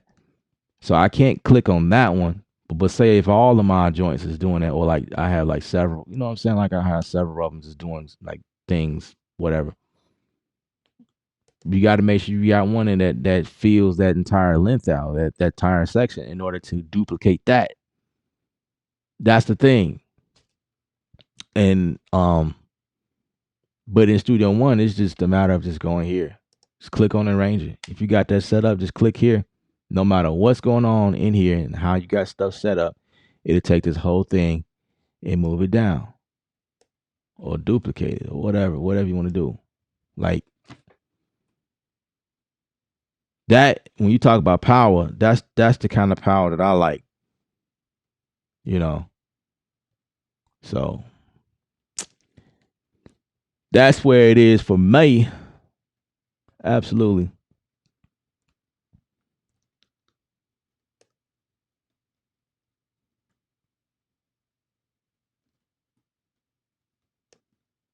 So just for the fact that you bring hip hop producers to Studio One, personas will take you serious no matter what. Uh I definitely appreciate that, but I don't know. I'm hard on myself, you know. I'm not sure if they really listening or paying attention. I mean, I I I know they know who I am. I'll say that. I've they seen my videos because they comment on some of my videos. They definitely do that. They retweet some of my stuff on Twitter, and you know, when I get stuff sent to me, you know, Personas gear, you know, they know who I am. They send me stuff. But in terms of like, you know, the scale of helping them get the product and more people. I mean, I guess, but I don't know. I don't know if it's enough for them to say, "Hey, man, you know, we like what you're doing over there. Like, you know, we think that you're a valuable player. We want you to join the team. You know, we want you to be a, you know." I don't think it's like, and I don't even have to join the team. It's just like recognition. You know, I don't know. I don't know. I don't know. I just do what I love. You know what I'm saying? I just keep doing what I love. Yeah, definitely more money for them. More money for them. Absolutely. If they had an affiliate program, I would be glad to join it, but they don't. So I can get a percentage off every time I send somebody over there, you know. Actually, if y'all if y'all want Studio One, you can go to the link in the description of the video, as a matter of fact, but you have to go through Plugin Boutique. And it's a good segue actually, because Plugin Boutique is where I get a lot of my plugins from, and you know, a lot of stuff. Or like Loop Cloud is another thing that's associated. That's actually this thing off to the side that y'all see on the side of my screen, because I was working on another project. Like this thing right here is a beast. This thing is a beast. It's crazy. I love it. This thing is amazing. Like anything you want to do is like right there. So yeah, I kind of keep that open. It's really cool. The link is in the description if you guys are interested in that. It's like I think that's also like a monthly subscription with them. And but yeah, you get like see, Loop Master's been man, they got the game on lock because they've been doing it for a very long time. They've been around. They've been around. And I do get a lot of stuff that they send me as well. So I mean, really cool. Like not only because they send me stuff, I actually use their product, as y'all can see. It's just there. I love using their stuff. Yeah, it's real cool. I did a video on that, as a matter of fact.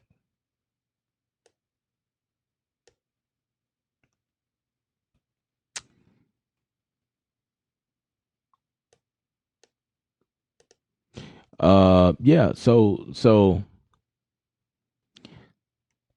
as it stands right now, people do look at music program software. They look at who's using it and what they're using it for, and they base their decisions and their assumptions on that. You got your famous producers working in FL Studio. Oh yeah, I'm going. I'm working in studio, and it makes sense. Definitely, like follow your idol or whoever your your go to for inspiration. Absolutely, just like some of you guys, y'all follow me because um some of y'all been following me for so long where you actually switch you switched the program along with me. I was working in Logic and I was able to convert some of y'all from Logic over Studio One. And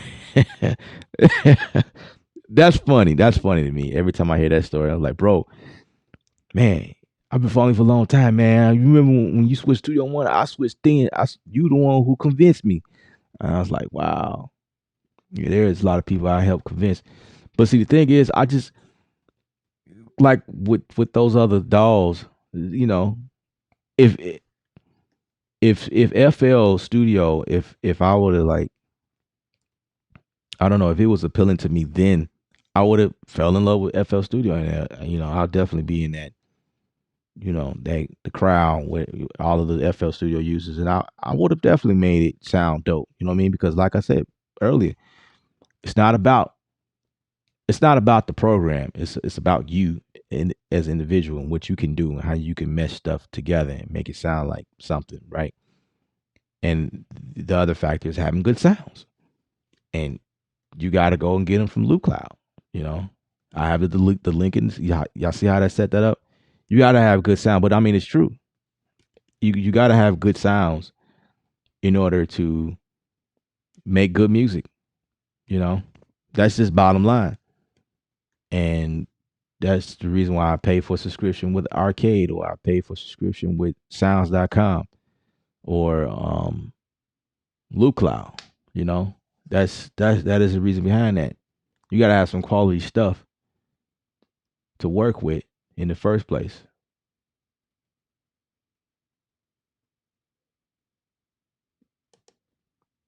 I love Studio One recording vocals. I don't have any complaints, but making beats, the quantized swing functions annoys me, and the note repeat is kind of janky.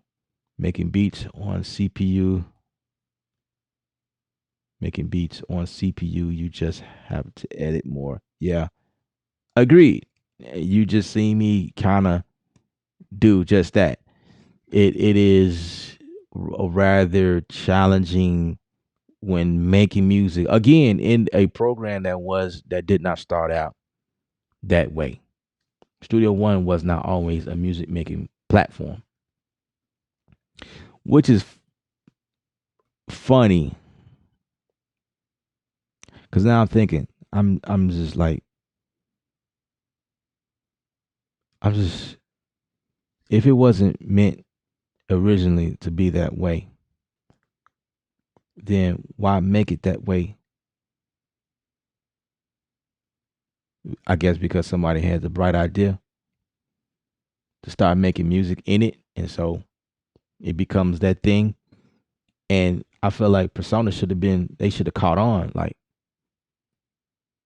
there's people using our platform to make music. Johnny, we need to do something about that.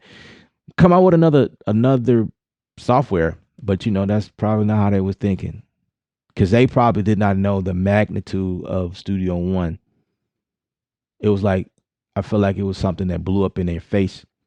They didn't even understand what was going on, which is the reason why there's a lot of stuff that's being delayed, right? A lot of stuff that we are asking for is not originally in there because that's not how they're thinking, or that wasn't the original intent. You know what I'm saying?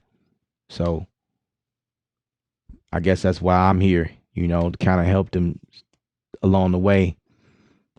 Um, I, I don't know. I don't know. It's useful. It's definitely useful, but I plugged it up just for this session, for this song, no problem.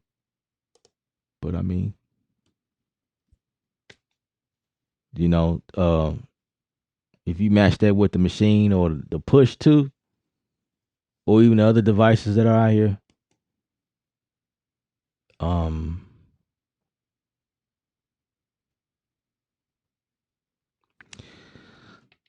yeah, kind of just sound like I'm bashing them.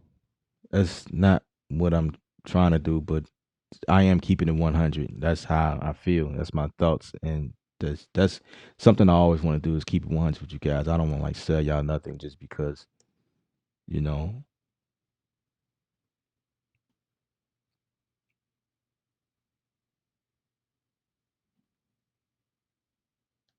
Yeah, I hope they get better too. I see it going that way. I honestly see it going that way. Um, I feel like they're getting better as we go, as we go along. They getting better. Absolutely. Appreciate the thumbs up, guys. For those of you that are joining, my name is Elip from Creative Sound. This is the creative channel. Hope that you guys are subscribed to the channel. I have products available, in case y'all like feeling like represent, you know, I have products available. Y'all can rock the shirts, whatever. Send me a picture of what you got going on, and I'll like shout you out in the video. Real talk. You want to be famous? I'll shout you out in the video. Uh huh.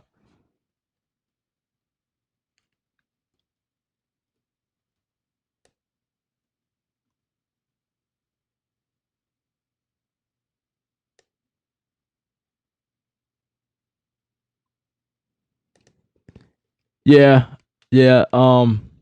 I like to keep it 100. There are several videos that I'll be in there. Like praising Studio One. I think when I first started, I was like, man, this is great. Like I love it because I was coming from Logic, and I felt like Studio One was like it won me over. So I started out that way. You know what I mean? And then when I started getting serious, doing more, I started um getting into more projects. People sending me stuff. I got a little more serious, and so my needs grew. The things that I need to achieve next, those grew more and more over the years, and then I started experiencing problems here and there along the way, and I just keep it 100. Like that's my thing, and when I do these videos, To be honest with y'all, I don't even practice what I'm gonna say. I just go live. I don't have nothing in front of me because here's the thing. I do this. I do this every day. This is my life. This is what I do. And um I could practice what I'm gonna say, but I kind of know what I'm gonna say, so I don't never really practice. But um this is what I do, you know? And like you can come here and put a camera on me and I'm gonna wake up and tell you like how to navigate around Studio One. Like I don't even need it in front of me. Like I can tell you that in my sleep. But there's a lot of things I don't know. And I'm totally okay with discovering stuff like that on air live with you guys. Even pre-recorded videos. Sometimes I'm like, man, how do I do this? And I'll post it anyway, all of my flaws and stuff like that. If y'all been following me for a while, you know. You already know. Some of you guys will post like, "Hey, bro, this is how you do this blah blah blah blah blah." I'm like, appreciate it, thank you. Well, I figured it out by then. Like, people still post me like they'll comment on some videos I did like 4-5 years ago. Like, bro, this is how I'm like, thank you. I already figured that out by now, but I appreciate your concern. You know, like hint, look at the date, man. Like this video was posted 5 years ago, and you got to give me some type of credit that yeah, he probably figured that out by then, you know. But hey, it is what it is. I ain't tripping. Rob says something. I'm gonna post. I didn't even read it yet. Like I feel like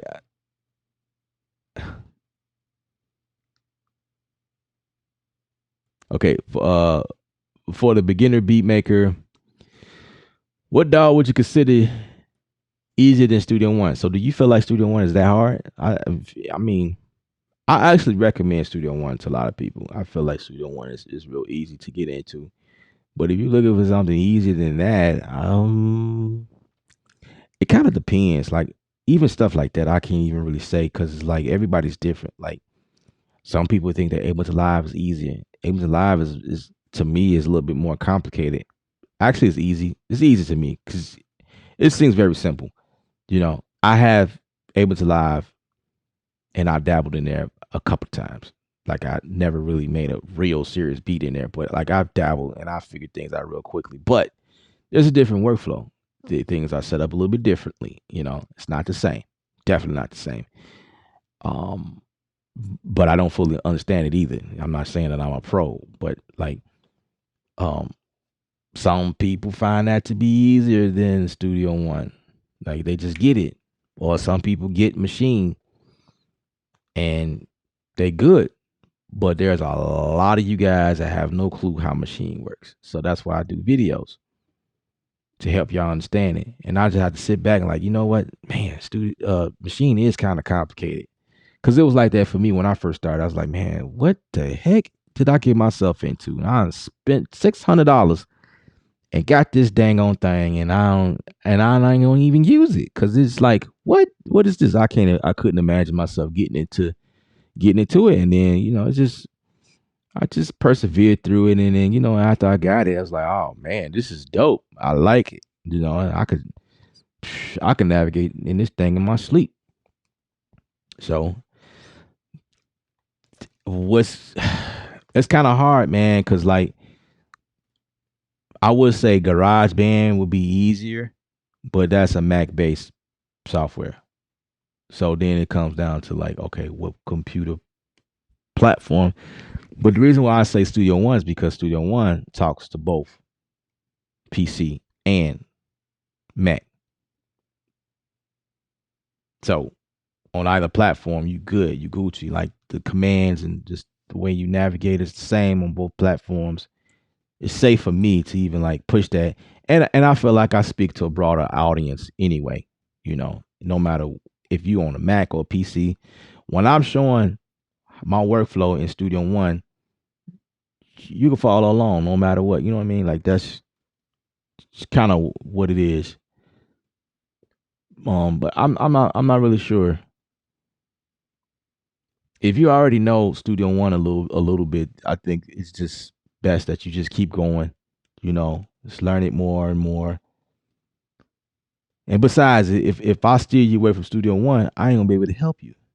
You ain't gonna be able to see many videos on here, or me telling you what's up with music, because you're gonna be like somewhere else trying to learn that. You kind of fall back into the learning curve anyway. If you was a divvy away from Studio One, it's like you at back at the drawing board. You might as well just stick it out, stay here, stay right here. Studio One more clean and slick. You're not leaving Studio One. I know. I'm not going anywhere. I told y'all that. I'm not, like, Studio One will always be my home where I work, especially for like mixing, because I take on a lot of mixing projects and mastering projects. So Studio One to me makes better sense to do that type of stuff. But as far as production, I am not stable at all. I'm like all over the place.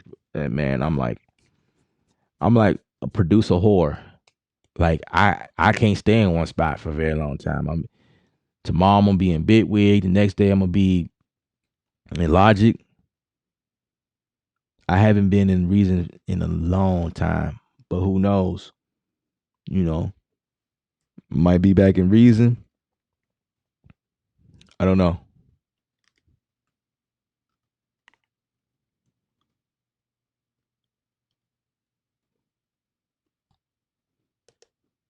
You never use the arrange function like that. I just copy the 8 loop and use the mute button to do my arrangements. I might have to try arranging like that sometime. Nice tip. Yeah. Absolutely. I mean, you could do several things. You can go in here and actually hit the M button to mute something. You could definitely do that, or you can just erase it. So, like, um, I guess we could start to arrange the song. I'm gonna come here. Here's the other thing. Like, I could come here and delete range, delete the range. Boom, it's done. It's gone. I ain't even have to go and select nothing. However, this automation deal is still here because I done went and did some whack things, so I can get rid of that. Hopefully, don't get rid of no tracks. Okay, so I see what it's doing. I see what it's doing. It's not gonna matter because once I like copy this stuff over. So okay, for instance, say we was doing this for real.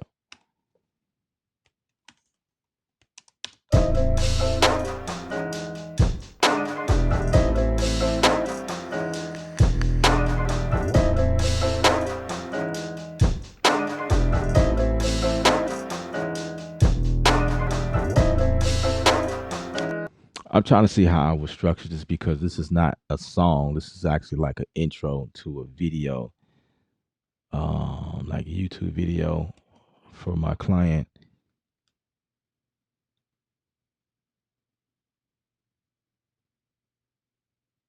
Okay, I got a quick idea.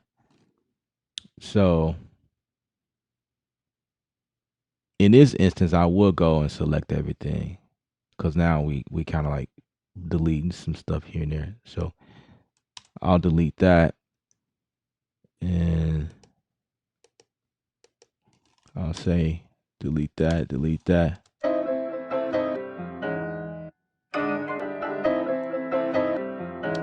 Actually, I want this to be shorter because I'm thinking of something. You see how I did that? Like I just click on these two and just moved it over. Like I didn't even have to do all. Yeah, you guys get the picture. This automation here hanging on, like I told y'all, it don't matter because it takes on it keeps the automation locked in wherever it is. So it like this don't even matter, and I can even go even further and like select that and just say hey delete, and it just make a line there, whatever, right?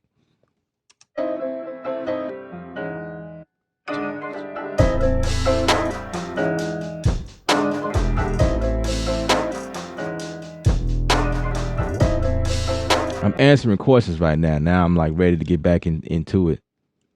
Thinking about like a drum roll, like a fill in right there to implement that. But yeah, I could just but yeah, like you see me do, I could just go in and like, take out certain things here and there. And that's kinda how I roll. Turn off this automation altogether. But I'm trying to think of something else I could show y'all. Because that is the issue. That's another issue. And this is the reason why I put my email out there, because some of you guys are struggling with how to break out of the 4-bar, the 8-bar loop. You want to know what comes next. I help several people so far, because I do this one-on-one deal, right? If you guys need help, I have this one-on-one. I can schedule in my one-on-one session and, go live. I can see your screen, you can see mine. We go back and forth, share ideas. I can help you move forward. I can even listen to your track, tell you what I think or whatever. Make suggestions as to what you should do next. That type of thing. So if you guys are interested in that, feel free to shoot me an email. But yeah, like stuff like that is, I just need to find a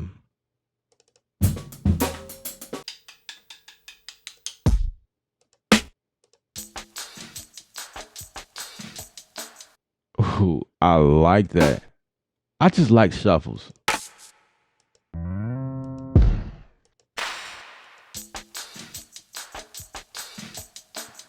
I just feel like I need that. And this is actually good that we're talking about that now, because I do need variation. That's you definitely need variation in your tracks. You don't want it to loop over and over and over. So this is what I'm doing now, changing up the variation. So I got the intro, and I'll just change the name here.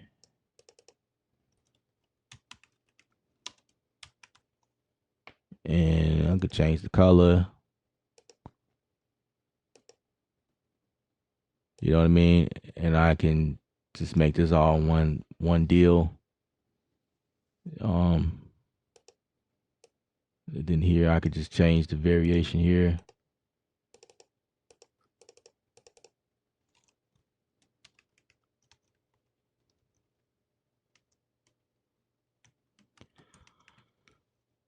Variation 2.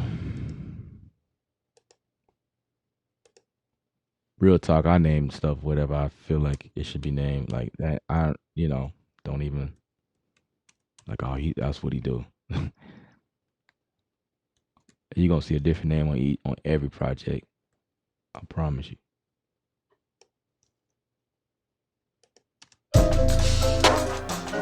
Okay, that's obviously too fast.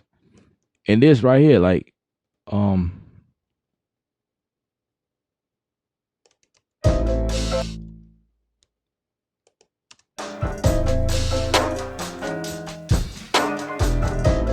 that sounds so rich. Oh my god! But you guys see what's going on?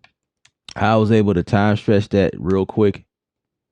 Like stuff like that, I love. I mean, you could do that in Ableton Live as well. So I ain't gonna even front. You could probably do it quicker.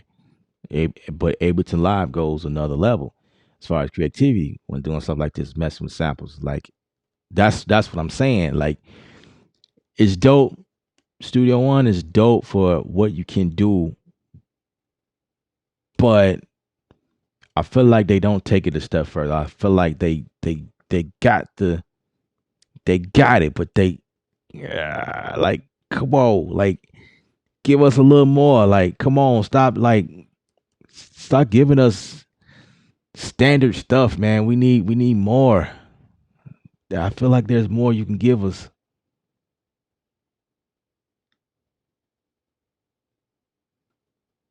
I hear somebody in the spiritual realm says somebody needs to get fired. You need to hire some new people. No, I'm tripping. They need some inspiration. Like, man, I feel like the staff. Um, okay, personas. Like, I know that a lot of the stuff comes from, I think, Germany. That's where the development. I feel like they need to take a moment and just like study native instruments, study Ableton Live, study everybody. Cubase, like a lot of them came from Cubase. Like, man, like Cubase can do some pretty cool stuff in there, and I guess they trying to make it minimal or whatever. But like, I just feel like they need to, and maybe they do study everybody else and trying to be different. But I feel like there could be more in Studio One. Like we could do a whole lot more if they want to. But um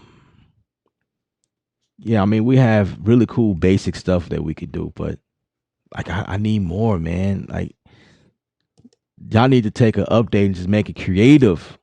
Like we need a creative update.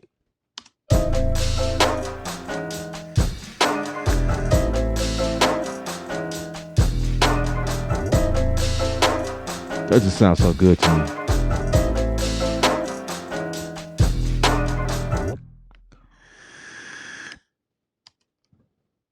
Oh my God. That just sounds so good to me. I'm gonna go ahead and save this. I gotta send that to my client, make sure he likes this.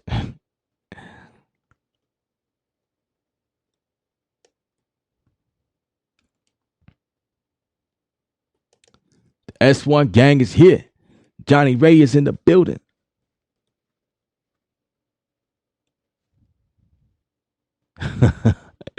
uh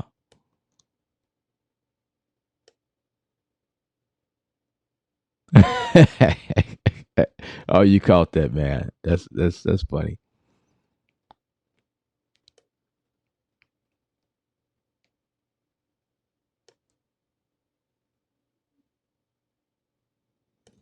Yeah, me too. Scrub Beats is in the building. Appreciate you.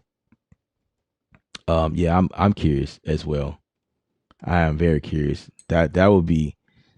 I feel like that's gonna be a a jaw break moment.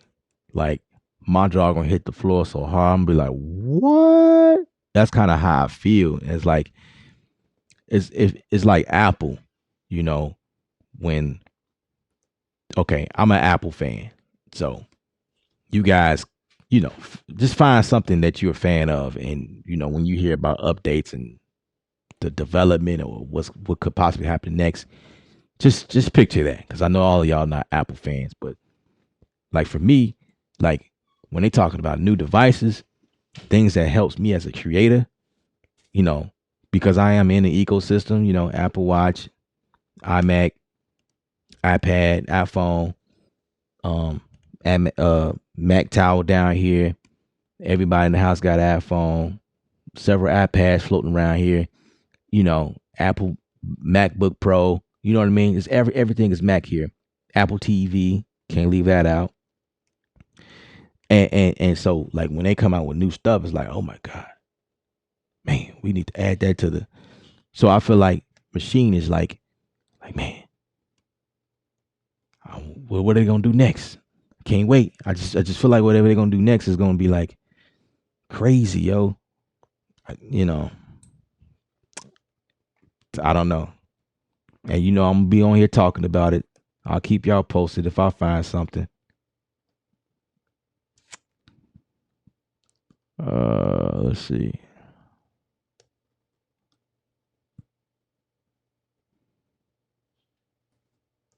If you can go into FL Studio, you can go into Studio One. Absolutely. I feel like that too.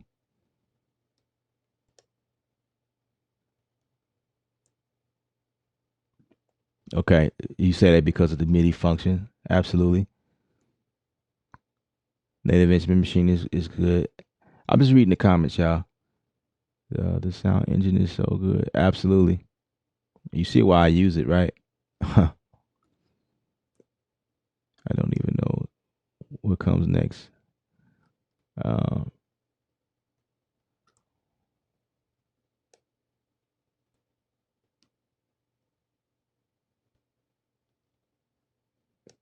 said when they thanks for, Nick for joining. Oh, when they gonna get strumming like FL Studio? I don't know. I don't know. It's a lot of things that we're asking for, and it's just like you know we don't know. We all out here like, man, what's up? What's gonna happen? What's the next step? I feel like everybody should, like, I think right now is the time that a lot of people, a lot of companies are coming out with updates and stuff. Like it just seems like everybody's asleep right now.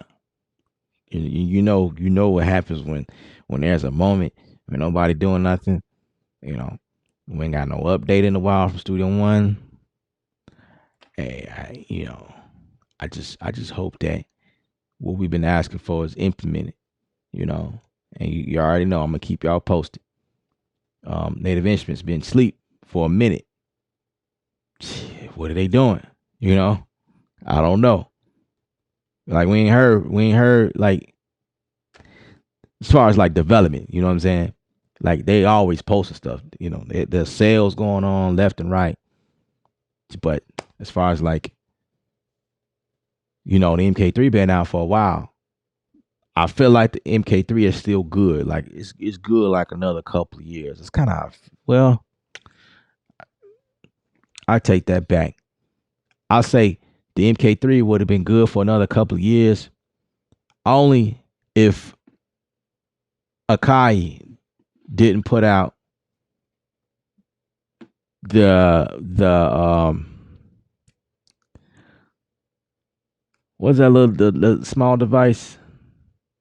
It's a little device that they put out. It's not the live. It's not the um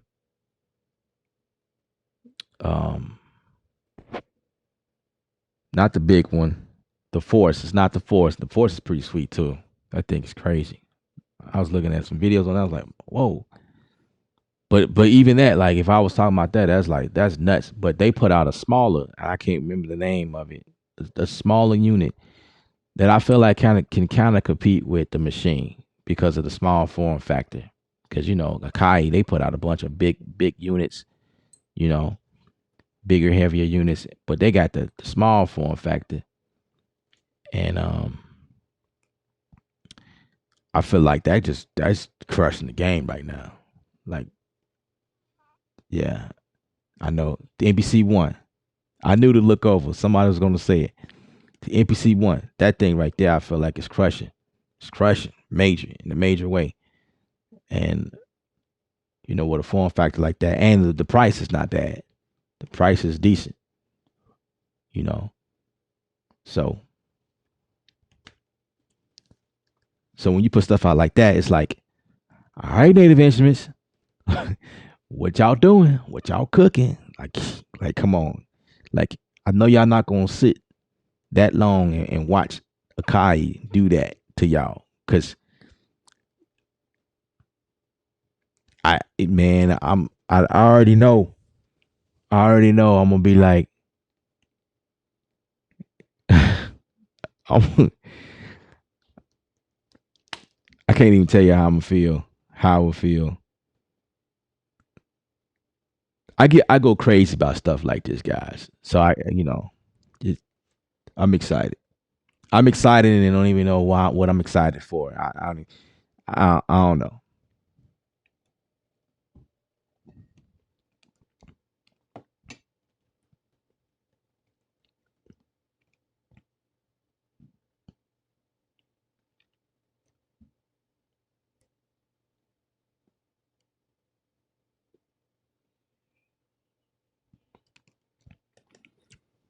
Rock out. Thanks for joining. You're trying to get back into beat making. You used FL Studio in the past. I was thinking about getting Reason. What's your thoughts on Reason? I think Reason is solid. Reason is very solid. I look at it like this. If you were looking at Reason, there's a reason you was looking at Reason. And there's a reason why you have that tone, the your comment. You know, you was thinking about getting Reason because you've seen many videos that sparked your interest. So that means you understand the workflow a little bit, you know what I mean? Because you've seen videos. And I think it's solid. I thought it was solid even before they released the the um the capabilities of working with VST, third party VST, because for a very long time they had that locked where they want like in-house plugins. But when they release that limitation, Reason has been I honestly feel like I would have been using Reason heavily if that would have happened sooner at the moment I was using Reason. But I like using my contact libraries and certain plugins I love using, and that's like, man, I like my plugins. Like it's like I invest in this stuff.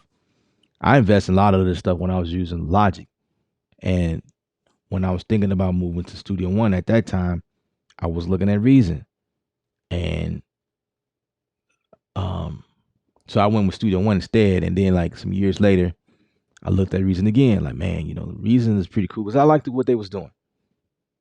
However, the VST deal wasn't there yet. So then they finally released. I was like, oh snap, really, man, this just changed the game. And then on top of that, recently they changed the name to Reason Studio. So now to uh, go on further, with that, I guess all of that just kind of represent what they were, the next level where they were trying to go. Now you can use Reason. Now I'm not talking about Rewire. I'm talking about as a plug-in. You can use Reason inside of your DAW. So I could be using Reason. I can use the rack stuff inside my DAW, or I could use Reason like the actual DAW, a DAW within a DAW. Like that's crazy. That's crazy. But I was going to get it just to test that out and show you guys how that work out. But I haven't been able to do that yet. Maybe one day I'll do that.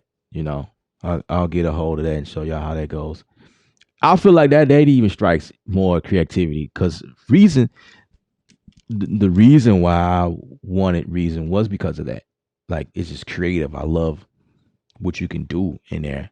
It's like it's nuts as far as like, well, it's not that crazy, but there's this one thing I did like in there is just compressor. I forgot the name of that compressor. Um, but yeah, but it was like it's a few things in there that I like, and I was like, man, that'd be cool if I able to just use that anywhere. But yeah.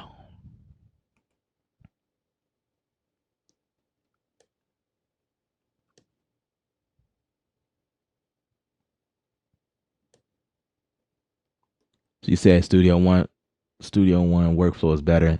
Again, gotta be careful because it just depends on who you are. You know, it depends on you.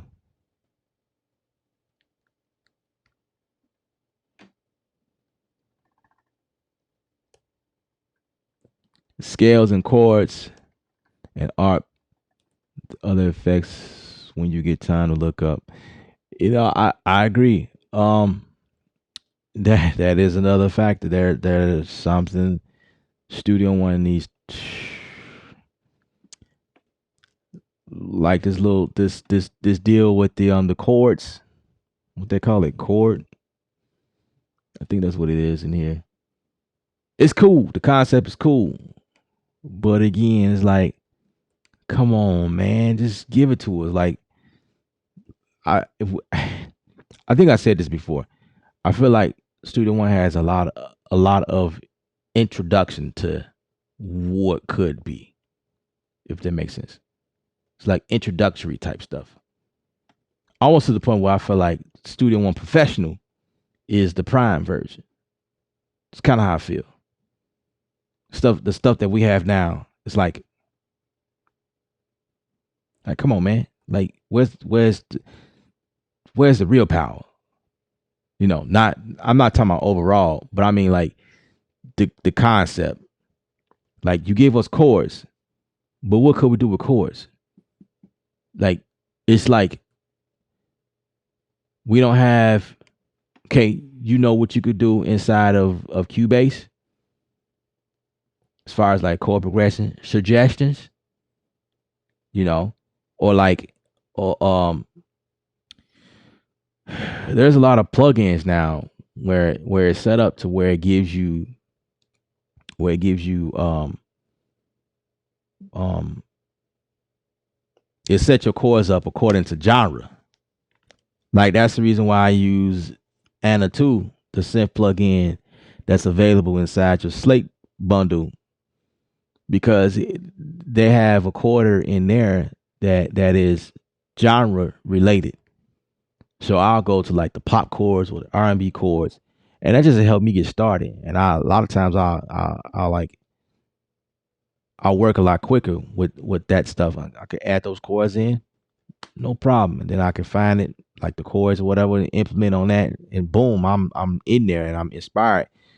Grab some chords I could have never thought to create like on my own, playing on the keyboard, like stuff like that. I'm like, oh yeah, inspiring. I would love that Studio One had that capability of being able to do that. You know what I mean? But yeah, that's neither here or there, right?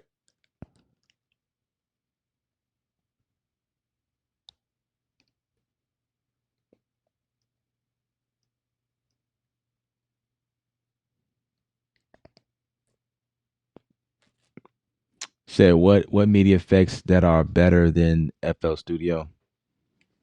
Um, I don't know.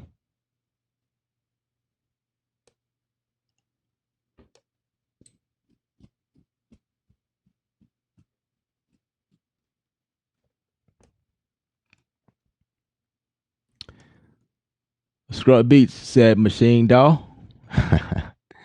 I don't know.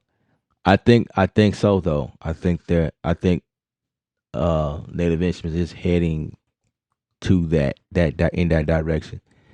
If I'm not mistaken, I think there was a statement like in the blog on their site where they was talking about doing that, heading in that direction. So but it was worded in a way where it's like, oh, okay, that's nice, but it was like, I won't believe it till I see it.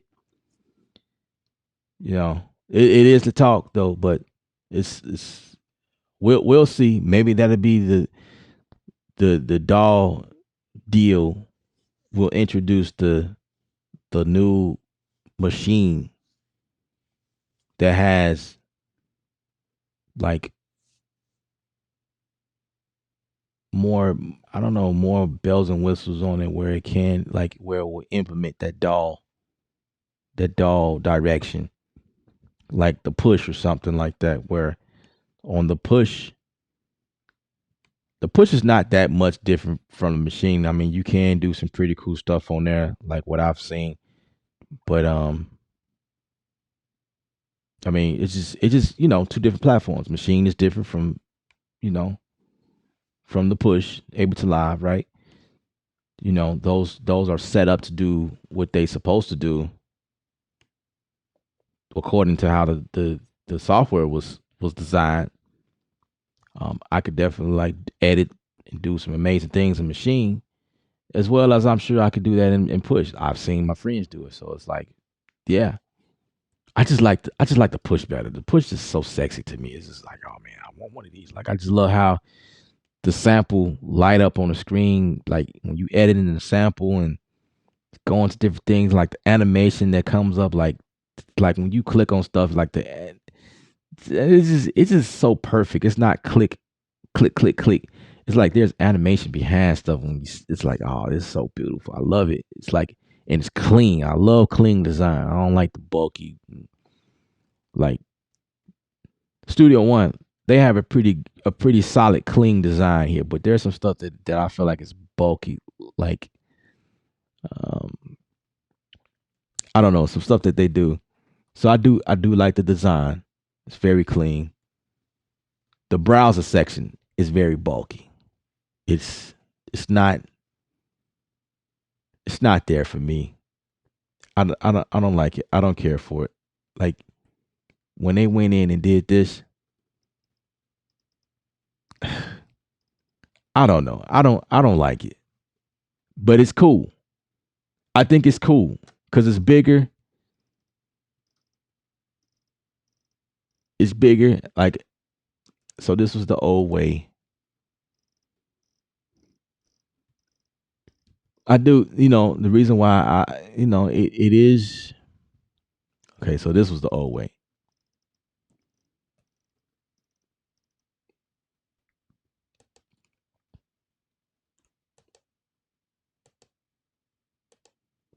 I mean, this view, it is to me is better than working in the other view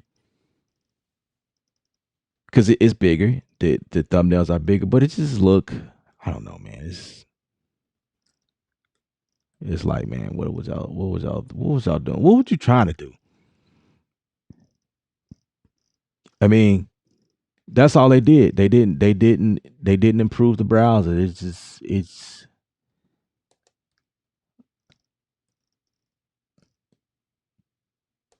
the browser was not improved at all. It's the same. There's nothing to really get excited about. You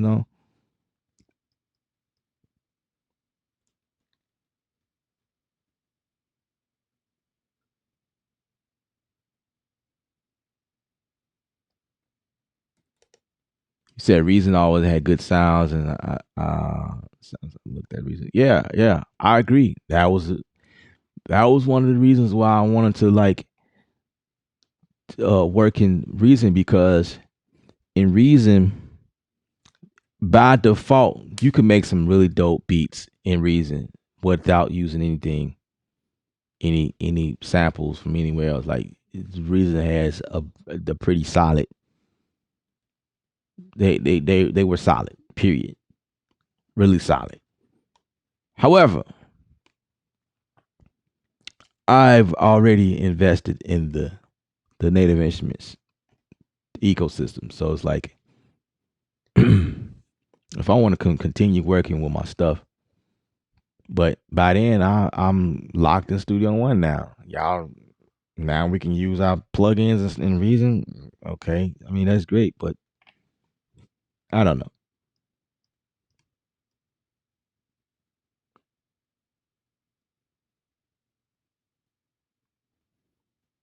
It said, "Do I have the complete Control 49? How does it integrate with Studio One?" I'm glad you asked that question. That's a good question.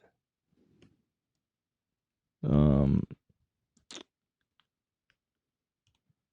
yeah, it integrates well.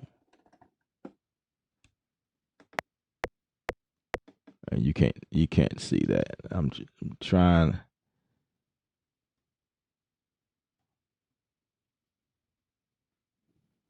So so for instance,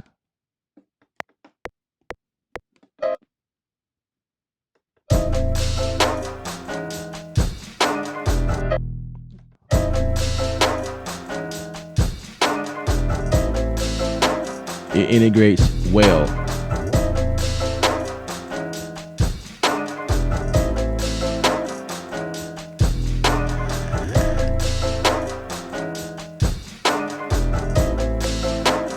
Record, stop, mute, solo. That works. If I need to turn the metronome on and off, that works well. The cycle loop works, no problem. Everything is good now. Yeah, everything is good right now. No issues there. But I had to fight for that. I made a video, and yeah, we there now. We Gucci.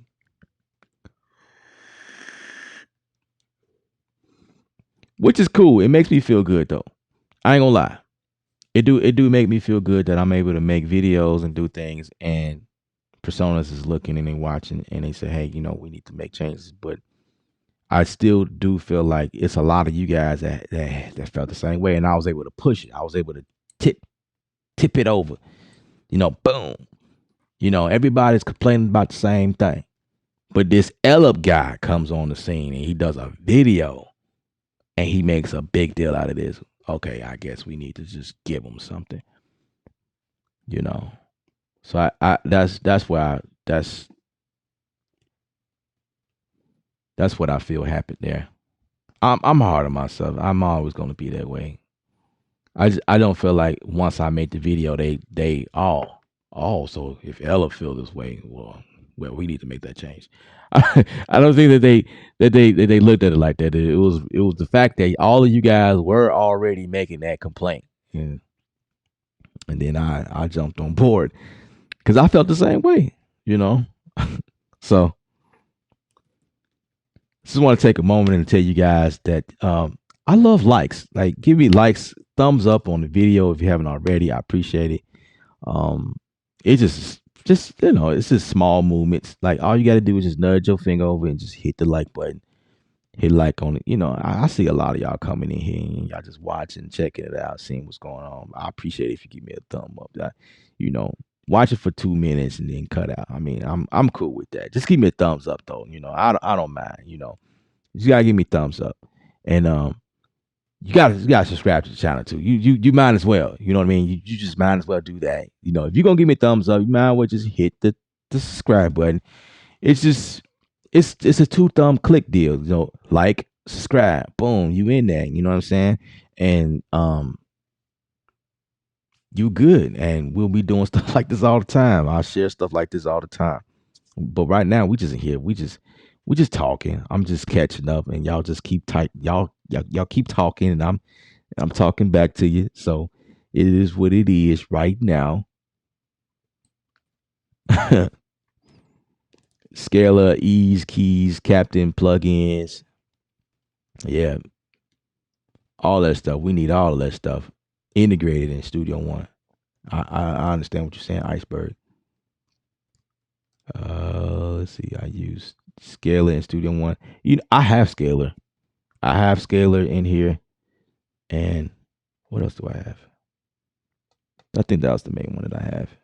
Scalar and something else. I have something else, and I don't remember what it is. Sometimes I use it, sometimes I don't. But I really do like what Anna does, because it's like popular chords. It's right there in the synth, like boom. I do use Scalar sometimes though, but I haven't used it in a while. So, Pure Vision, what's up, man?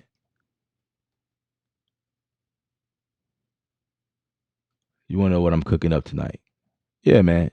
Yeah, definitely. I'll show you. Oh, hip hop producers really crazy. It's stuff that hip hop producers want from dolls. Should be simple fixes, but the music companies, but they okay. I'm gonna put this on the screen. They overlook our suggestions. Yeah, I think they do that because they don't think it's important. And this is the reason. When I found out that the developers were Germans, I think it depends. It depends on what Germans we talking about. Like, if we talking about the cool Germans, or we talking about the Germans. It depends on what they're into. You know what I mean? Like, I feel like, for instance, Native Instruments, even though the machine was designed to be a groove box, and by groove box I mean like tech stuff, like techno, house music. This thing is a great box for performing live. Hence the name Groove Box. That's what it is. And they do a lot of things in here that makes it accessible to that point. Like, performing live with it. Because you guys see a lot of people finger drumming and doing different things live using this. And it's pretty cool. It's pretty accurate, and it's something that a lot of people have and they use in their sets, right? Um, and that's German. That's those people, and they think like that's why I love using Machine, because although it's created that way, there is a lot of elements in here that allows us to make music as producers, production work, and um, so you can record, and you know what I mean, like you can export out, and it's cool. Like we use it. So there's us that use Machine as a production tool, and then there's other people who use it to perform, and it fits both lanes, and it's great, right? So they focus on that. They have people who focus on that specifically. Then you got Studio One. Studio One is just a bunch of people who play instruments in terms of like guitar, like acoustic instruments, and so um, a lot of the things that they'll implement will be more towards people with mixers and studios, recording live bands or church, for instance. And it was designed for that purpose. So a lot of things that we're getting, just think about a guitarist. When you think about Studio One, just think about someone's playing a guitar, how easy they making it. Okay. Like the fader port, for instance. Like the fader port has a switch on it that you can control by a foot switch. You can hit the foot switch and it will play or it will record. Um, you can do that to the machine too, but I mean, like when you think about little stuff like that, it's like, oh yeah, definitely, just a bunch of guitar people over there, and so like when they implement stuff like that, just think about that big old overhaul, that amp overhaul we just got, right. So like when you think about stuff like that, it's like, oh, I get it, but what about composers, music, like they still haven't touched the video. Like the video still a basic player. It there's still there's time code in here so we can lock stuff. Like I should be able to move a wave or something, like nudge or scrub something, move something over. And if I'm working with video, I want to see the video scrub along with that. It doesn't do that. You can do that in Logic. You can't do that. You can't do that in the Studio One. Logic is more, the stuff you can do in there is more like beat making. So I mean, in terms of yeah, like beat making, and you want to go deep and do stuff like that. Yeah, like Logic is great for that. Definitely great for that. I switched from Logic because I was having a lot of problems. It was some stuff I was trying to do even beyond Studio Logic, and so I found Studio One. You're not going to find any dog that's going to give you everything you want. This is impossible. That's just impossible. But I'm a play this beat for Pure Vision. So this is what we're looking for. I mean, this is what was working. I don't know. I got a lot of things going on. I was looking for something, and I like entwined that. It's late, bro. Anything is happening right now. So yeah.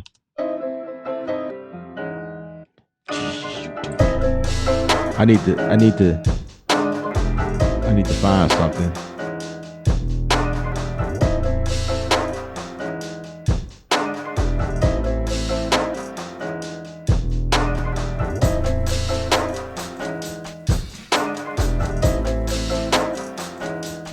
This track is so dirty. I know my bro gonna like this. I love it. Yeah.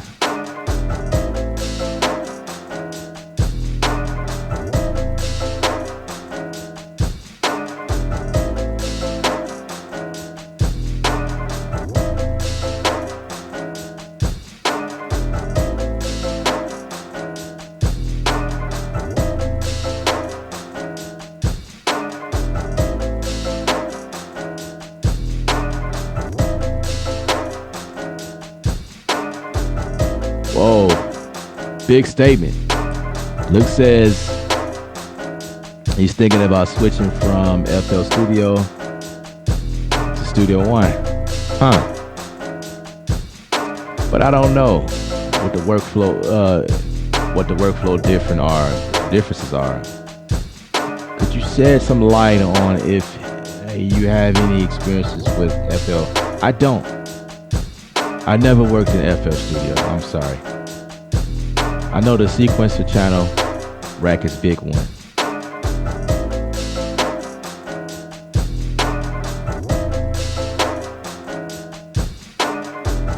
Yeah, I really can't. I can't go from a place I never been, but however I could show you what Studio One is about.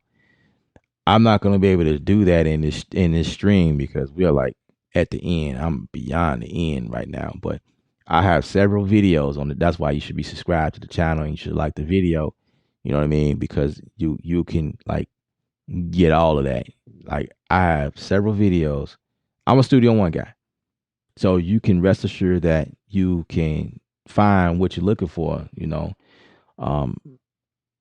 I do a lot from Studio One and just like looking at the work. I mean, any question you have, I could definitely address it. Like, but like comparing those two platforms, I couldn't do. I couldn't come from that.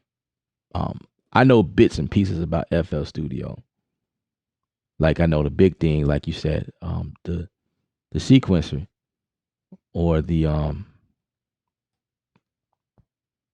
step if that's what you're talking about, the step sequencer. Now, this there is a step sequencer in here that they put in here. I think in I forget what version. I don't know if that was 4.0 or if it was like a dot update, but there is like it's called patterns in here. So like you can I'm trying not to like mess up anything that I did, but you can add this thing called patterns, and you know I never remember where I've done it so many times, and I never remember where I can add patterns like this. I need to have a macro to add patterns in here, man. But basically, you can come up here to the top. I do know that, and go to track, and it should be somewhere in here. But I just never, because I don't use patterns. I usually don't. I need to start. I need to start. I know. I need to start using patterns more. Patterns is pretty cool. I just, you know. But okay. That just seems like a weird place to put it. That's why I never remember where it is. Like in events, like really? Okay, so there's a quicker way to there's a command like okay, that's my command. And I just never remember that command because I hardly use it. But I can add patterns in here and if you get the Atom Pad, the Atom Pad is a good tool to have, like for definitely for stuff like this. But when you come in here, I'm gonna double click here. This is the pattern section here, right? And you can definitely do sequences. You can sequence your butt off, like take stuff in here and draw it out, or oh, that's unique. I'm just watching like how that happened. That's pretty cool. So I have one time like I'll do something like really quick like this. I'll go in and add. Okay, things are looking a little different. I'm looking. Nope, not that one. Like to add stuff in here real quick is real. It's pretty cool. Like I say, I have to play with it a little more. I'm wondering if because my screen is so small is the reason why I can't see certain things. No, that's not the case.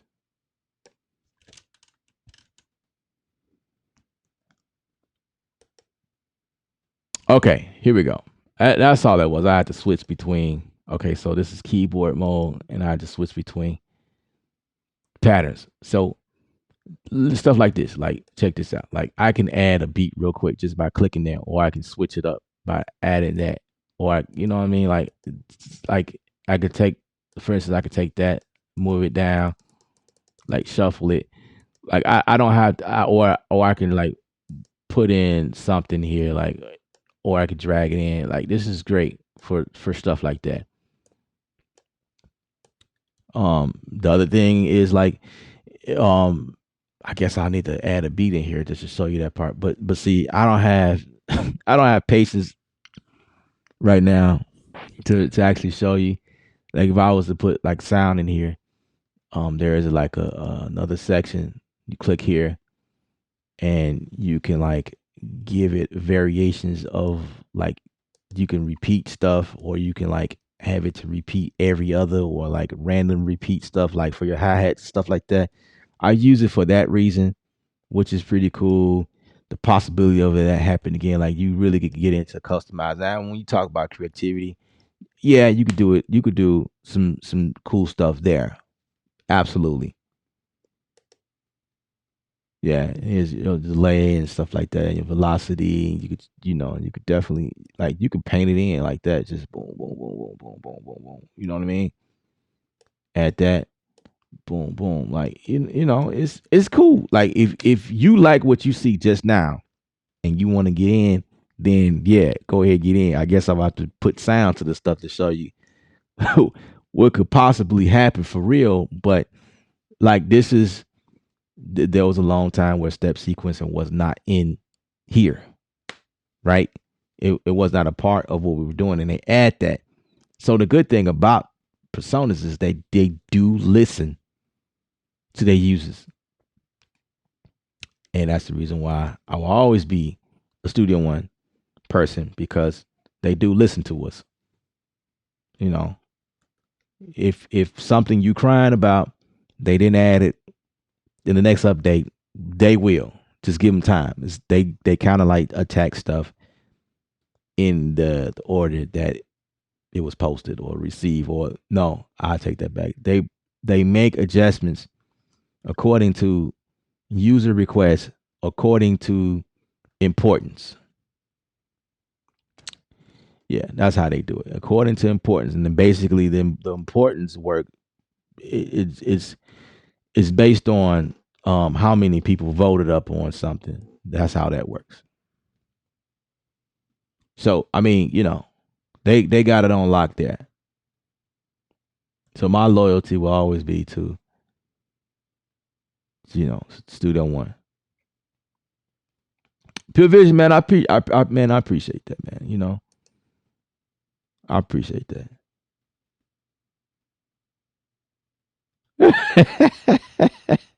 It sounds like stripping music.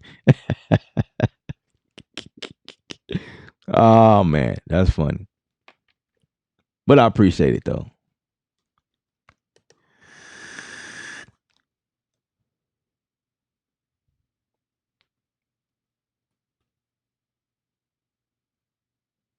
Yeah. So Luke, yeah, you are correct. You are correct. You have the right idea. FL Studio is it's a beat making platform. Um, you wouldn't necessarily record vocals in there. I seen some people do it, but not often. It's more so like beat making software.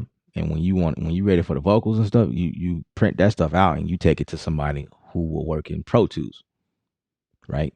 That's usually how it goes. Um, Studio One, you can make a beat in here and record vocal, your entire band or whatever, and edit stuff. I'm in here all the time editing drums, live instruments. I'm mixing like the most tedious stuff I'm mixing inside of here is like gospel stuff. Like I'll take that and break it down, mixing choirs and groups, different groups, um, stuff with a bunch of vocals, stuff with a lot of instrumentation, a full horn section, brass section, stuff like that. Like I would not throw that stuff in FL Studio. You can't do that stuff in Machine. You know, I just wouldn't use those platforms to do what I need to do here. Studio One could take that and eat that stuff up any day, no problem. The workflow behind it, like how quick it is to do stuff. The CPU power behind it is like great, even working with stuff like that. And that would be one of the big reasons why I left Logic, because Logic was bulky. I felt when I got big, was mixing big projects like that in Logic, I was not successful because I was using some plugins. You know what I mean? Like I definitely, so I had to like get in the habit of like printing stuff. I mean, the concept is still the same. Like you don't want to use a bunch of plugins, and I still do that. Like I carry that over in Logic. I mean, in Studio One.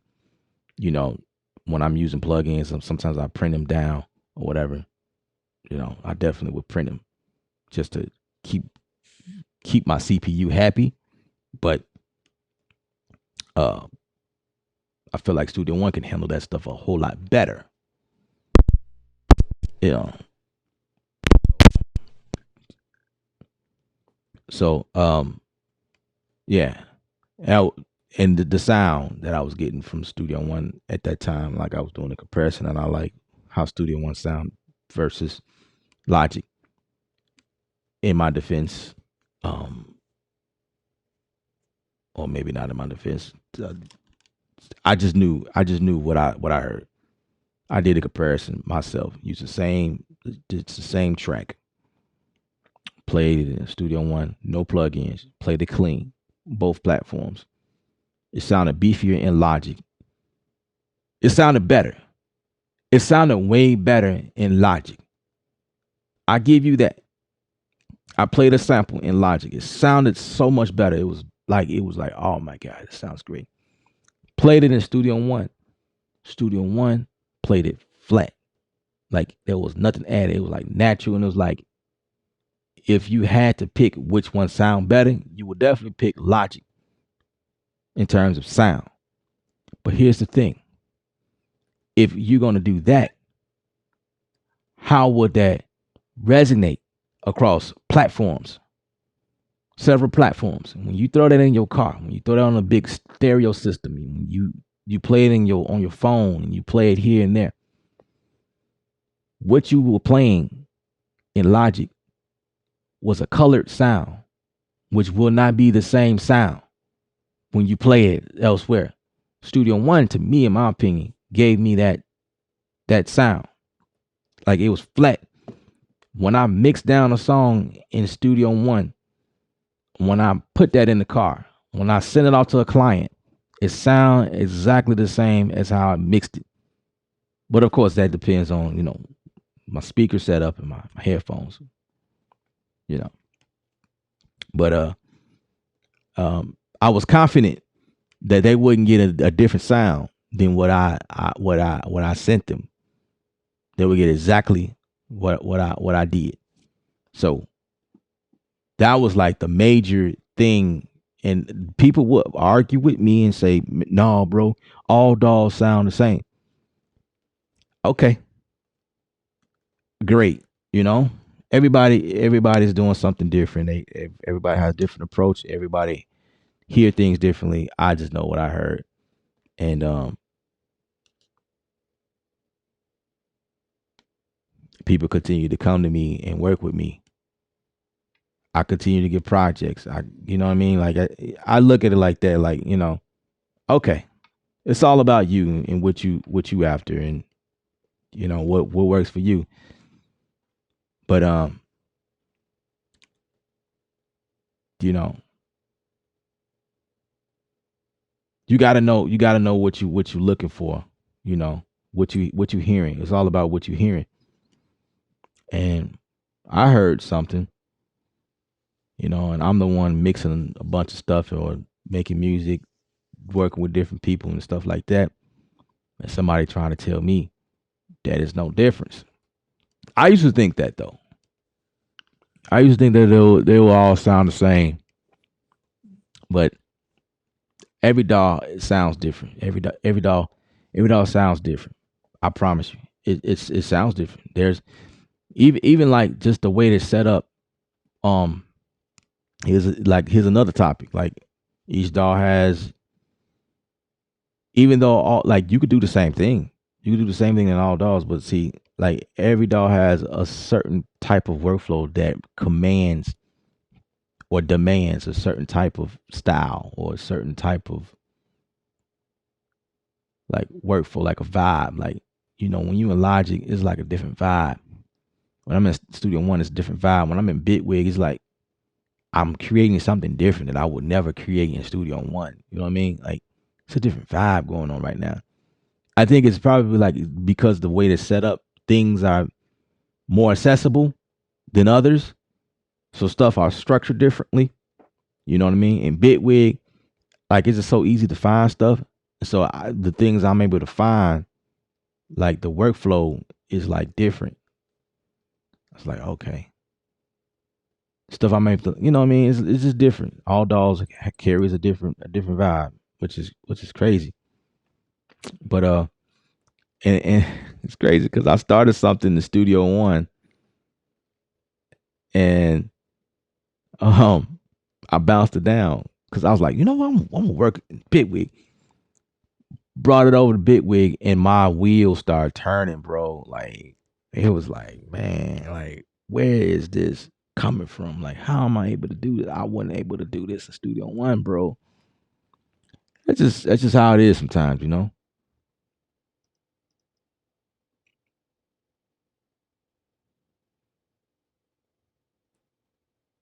Fans of the culture.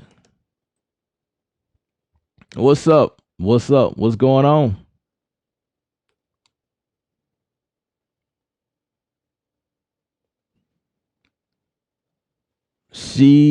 CTK Beats. Do you think S1 should put the plug-in hub at the bottom of the screen like Ableton and Bitwig? I do. I do. It's funny you say that because I was just talking about that.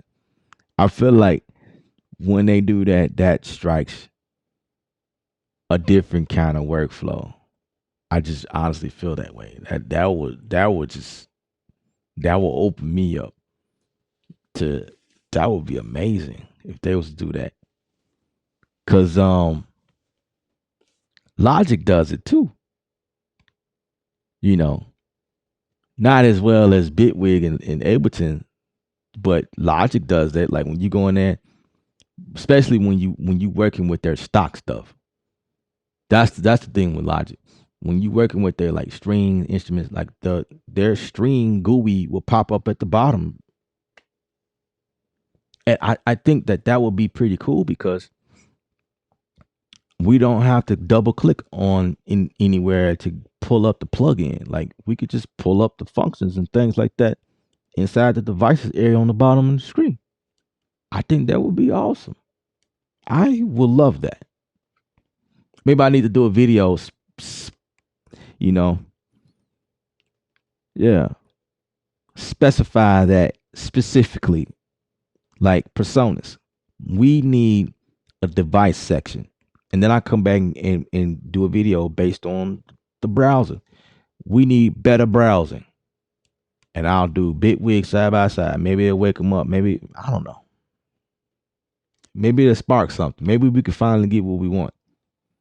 Y'all just tell me what y'all want and I'll let them know. No, I'm joking. Because I've seen y'all and y'all I'm not gonna even open that up.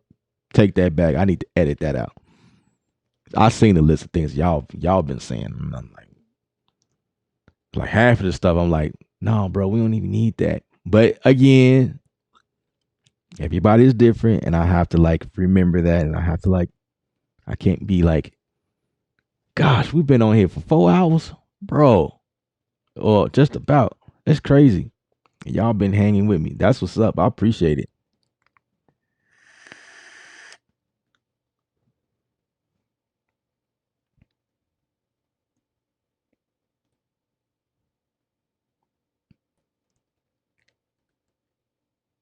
Culture Network, you said you mean workflow outside the box.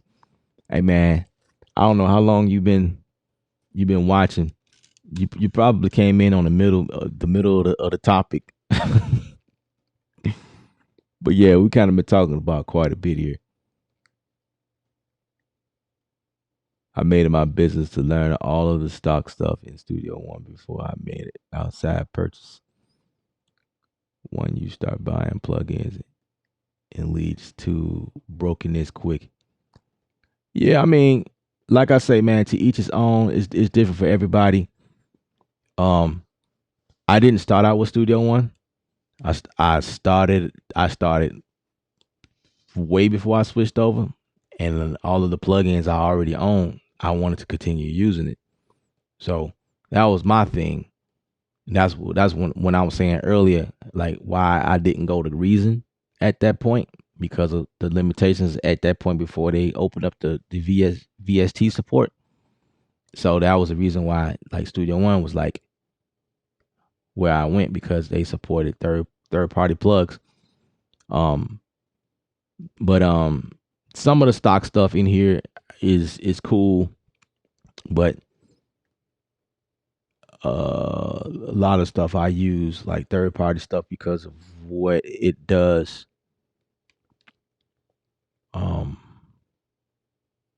Yeah, everybody have their own way of doing things.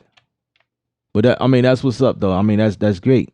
You learn it in and out. That's always great, because that's bottom line. Learn your DAW. Learn your DAW. That's it. That's the best. That's the best way to say that. Just learn your DAW, wherever it is. And when you do that, that you know, that will eliminate a lot of things that you like you say, a lot of brokenness, and you know, that void that you trying to fulfill. But Studio One ain't got devices, bro. You can't put devices at the bottom. The browsing sucks. That's something that just I'm always gonna look at. However, I do like the drag and drop. I'll say that the drag and drop is one of the factors that made me switch. I was like, man, this is man. Yeah, I'm moving over. I do like that.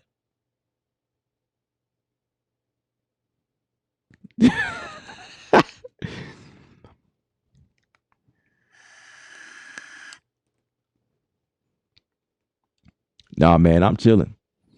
We having a good time. We having a good time, y'all.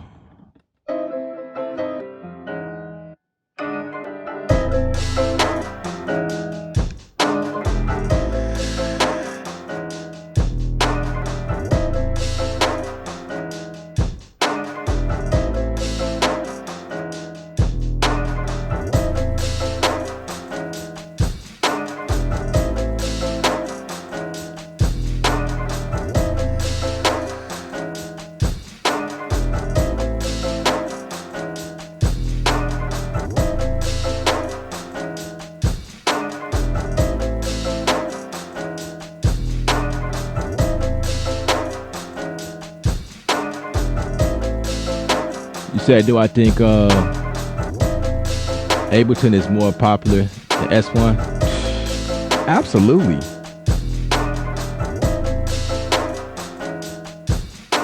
Absolutely. Ableton is definitely more popular. Ableton Ableton Ableton has a program where you can get certified as a certified Ableton teacher. They have facilities that teaches Ableton, like literally like Ableton courses. Certified teachers, and people sign up and pay for the courses and learn Ableton Live. Um, Ableton Live is the most preferred as far as like techno and like electronic music, stuff like that.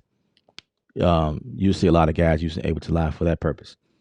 Ableton Live is also, hence the name Live, is used in a lot of churches these days, or a lot of live performance situations, because the way that it is set up, you can set up where like I used to go to a church, and I almost joined their team, but I was back there volunteering, just seeing how they were set up, and I was, kind of like mingling, gelling with them, whatever. And I seen Ableton Live control the entire church service, the lights, the fog, like the music, like the soundtracks in there coming from Ableton.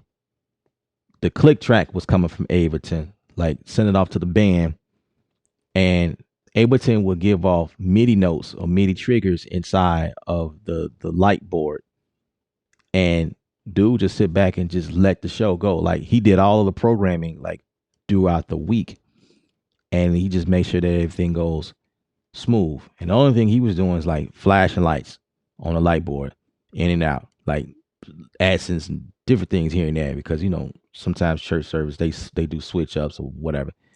But Ableton was open and closing stuff. Like, yeah, so Ableton is very, very, very powerful. You know,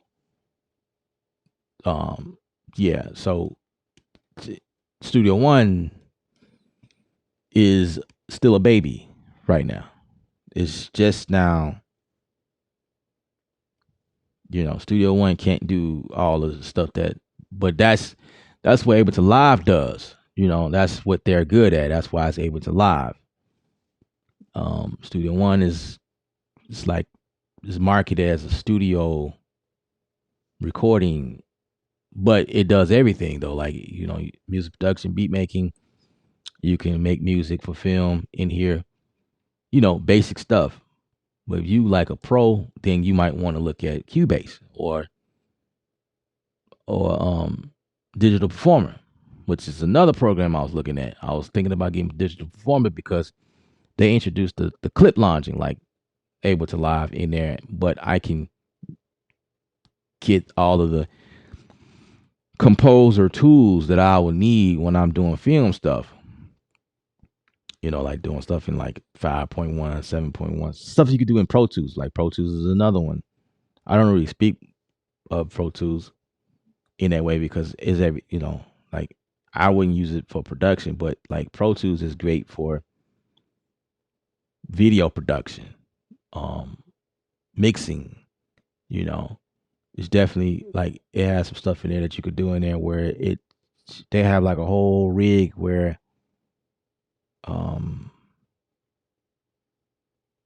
just really powerful in that area. You know what I mean? Like post production is probably, sum it all up, the Pro Tools would be best for post production. I use Studio One for post production. You know what I mean? But it's all about preference and who does what and what they prefer. But for mixing, S1 is the move over Pro. Absolutely. You are on target. This is coming from Musictron. But again, that's my preference. I would choose Studio One over Pro Tools any day. Any day. I stopped using Pro Tools years ago. I have it on my system because I still get projects that people send me, like Pro Tools projects people send me. But that's the only reason why I have it on my system is to take those files and convert it into Wave, bounce that down, upload it in Studio One, and I keep mixing. And that's about it. I use Ableton Live on Sundays for church. That's what's up.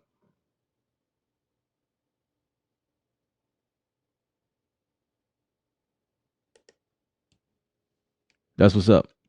Yeah, Ableton is pretty sweet. I like Ableton, especially with the push. Like I like, see that right there. That motivates me to make music in a program like that because of how well the push works with Ableton and the design. Like, come on now. You got to give it to them. The design is pretty slick. It's pretty slick working with that ecosystem right there because like the design is pretty cool. It's like a couple of you guys already said. You said that this looks like a toy, and you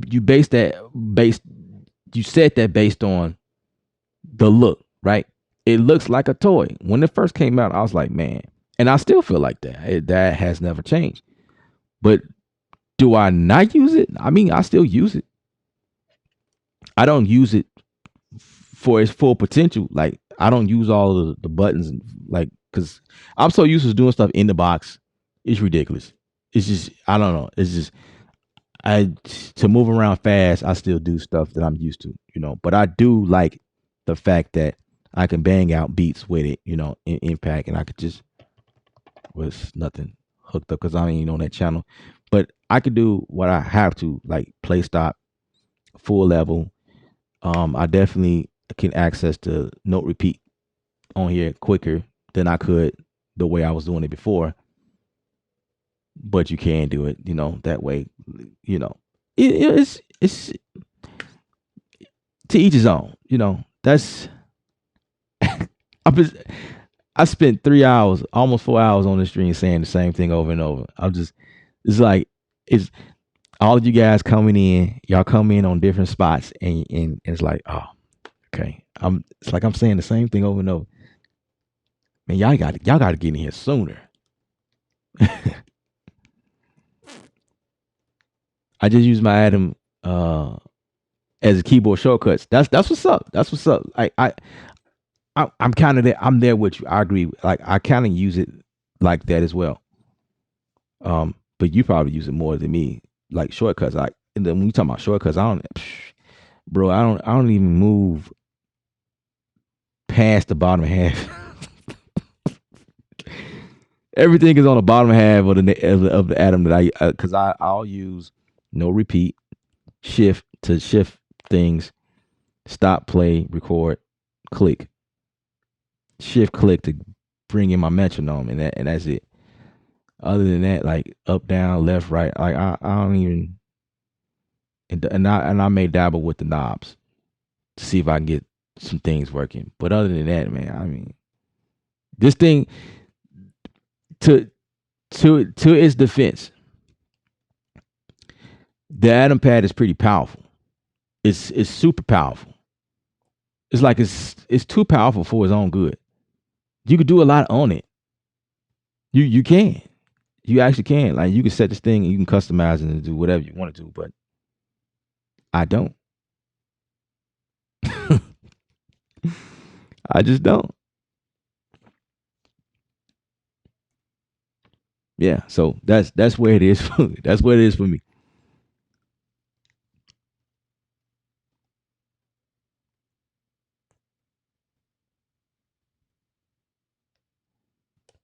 Absolutely. Absolutely.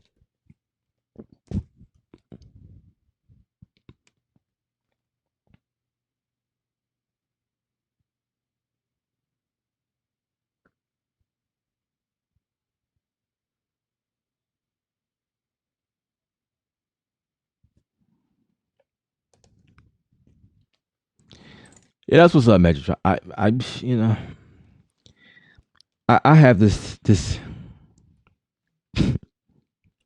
when you say Pro Tools, I kind of zone out. I don't like Pro Tools. I'm done with it. I'm done. And I can talk about Pro Tools because I had Pro Tools. I used to work for Pro Tools. I did a couple of projects. Well, not a couple. I did quite a few projects using Pro Tools, and it's just like I just was so done with that workflow. When I discovered Logic, because that's where I moved to next, I was like, oh, this is fresh air. This is beautiful. The way Logic handled my files was like it was like Christmas, bro. Like, oh man, thank you. And then when I moved to Studio One, it's like the next level. You know, it's like every time I moved to something, it was like, oh yeah, this is great. This is great.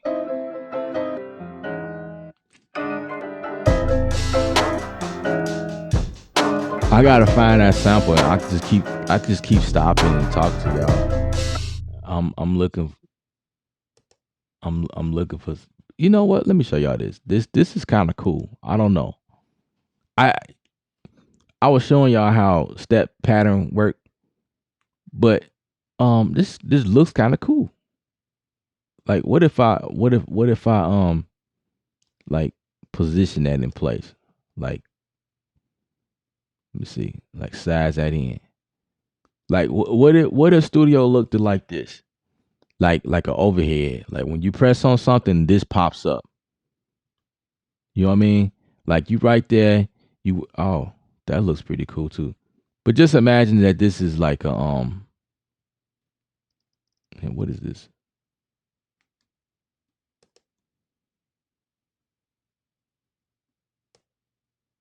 Okay, yeah, that's okay. So just imagine you was like I don't know, anywhere in here, right? So and then you come here, boom. But this view being something you click, like you know how Logic is set up. Logic does have that thick header on the top where you can actually extend it. I don't know how many people work in Logic, but the top part you can extend it and make it thick, and it gives you all those custom like those different tools that you can have. It's like if you was to click somewhere off to here and this pops up, right, and you click off of it, and you can get rid of it. Like an overhead type deal, like more functions and things that you can do, or maybe the devices can live up there. How about that? Can the devices live up there? Just like you were able to click here. I got rid of the dang on. Let's see. So if I put this back, so right now it comes down like that. I mean, it doesn't look bad down there. That's how it always is. But like, man, what if we hung it on top and then we have all our devices lined up on top? Like, Studio One always doing something different. How about instead of having the devices at the bottom, have them at the top? I don't know. I'm giving them ideas, man, and I need to get paid for it. If they do that, I'm gonna holler at them, be like, "Hey, bro, like I did this 4 hour video. Y'all know, y'all seen it, because otherwise, y'all would have never did this. But yeah. So anyway, I need to go and look at that. Try to attempt to find this sample that I was been trying to find for 4 hours. Hmm.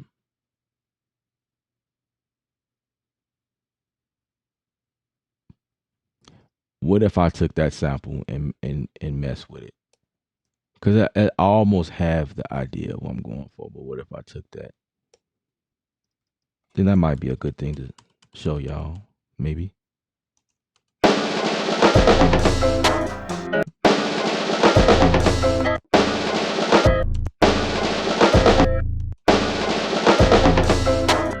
So now I have to identify where everything is. Da da da. So the last 3 is the toms, which will be right here, and I'm gonna take that out. I'm gonna click right here. Boom, boom, and I can even put this in impact if I want to. But I choose to do it this way. So I'm going to take the first one.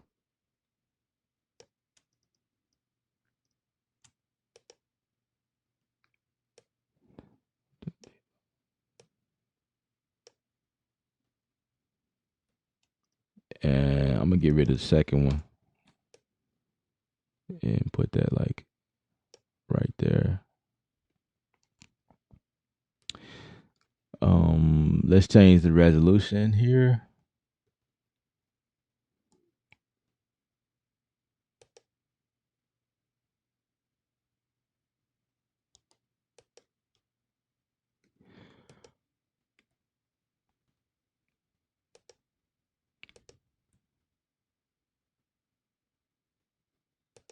Oh, it's right there in front of me the whole time. Okay.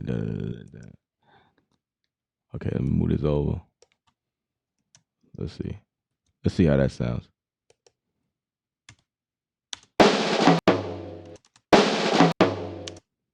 Okay. I like that. Just have to maybe stretch it.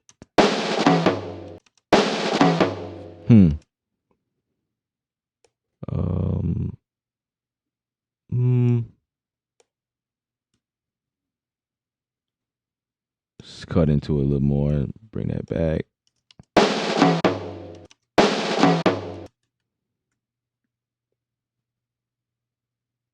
I'm gonna take this and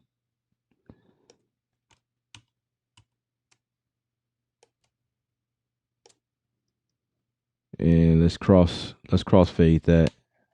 All right. Wow.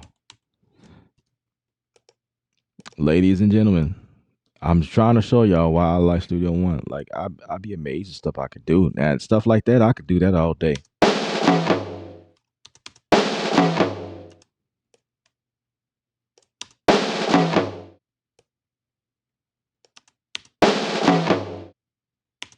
Yeah, I like that. Now I gotta find a crash.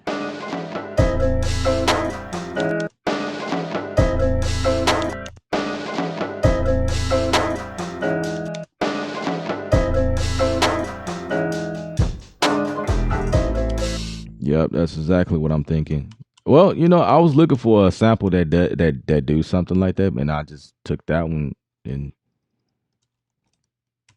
did what I had to do. You know what I'm saying?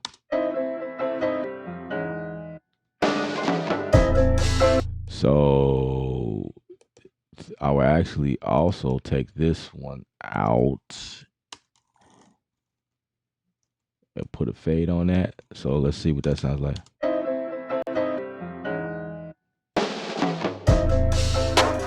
Yeah.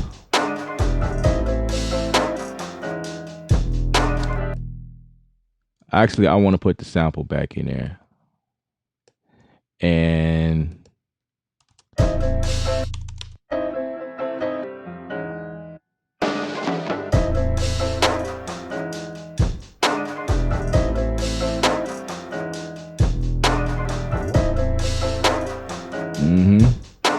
that's it right there.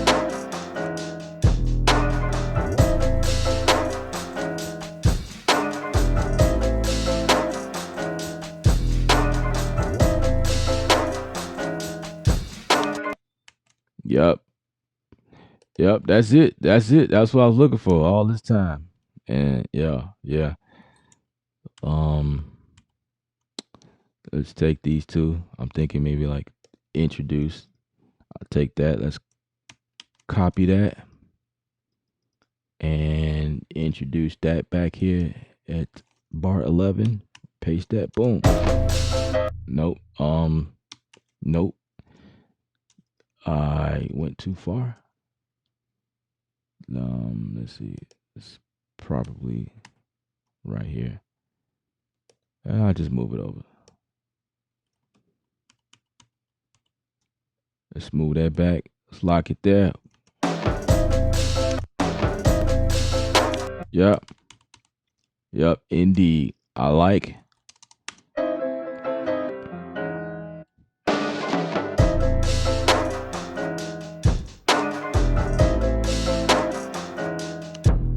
Yep. And then I have to grab a crash from somewhere. The loop loft probably. Yeah. Nate. I know Nate got my back. Nate got me. I just know I feel it. I feel it somewhere down my spine. I feel like he got that crash that I'm looking for. I just gotta find it though. And he probably got that feel I'm looking for.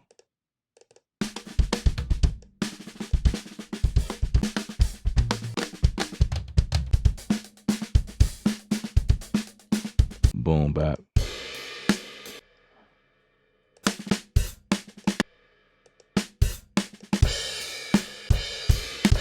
Yeah, either one of those crash works, but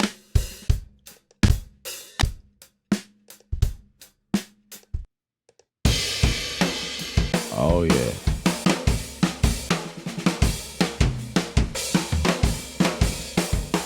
I could have took any of these and chopped it up. But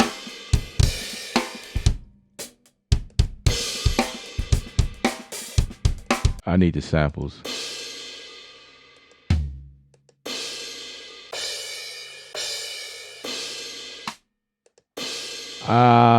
I'll take that one.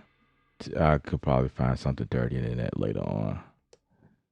I'll just take that for right now.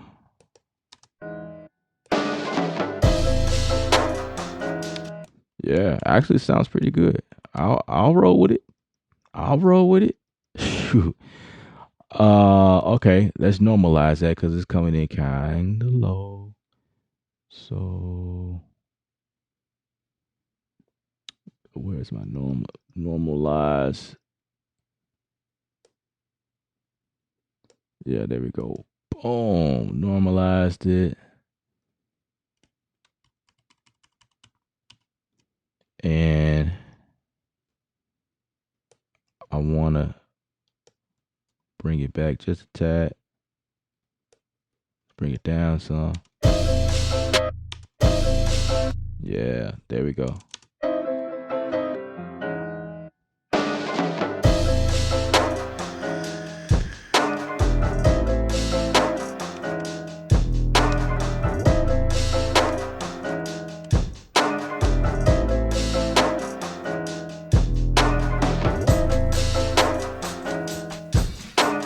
Let's add that in again. Right there. So when we add those tamarines, yep, that's it.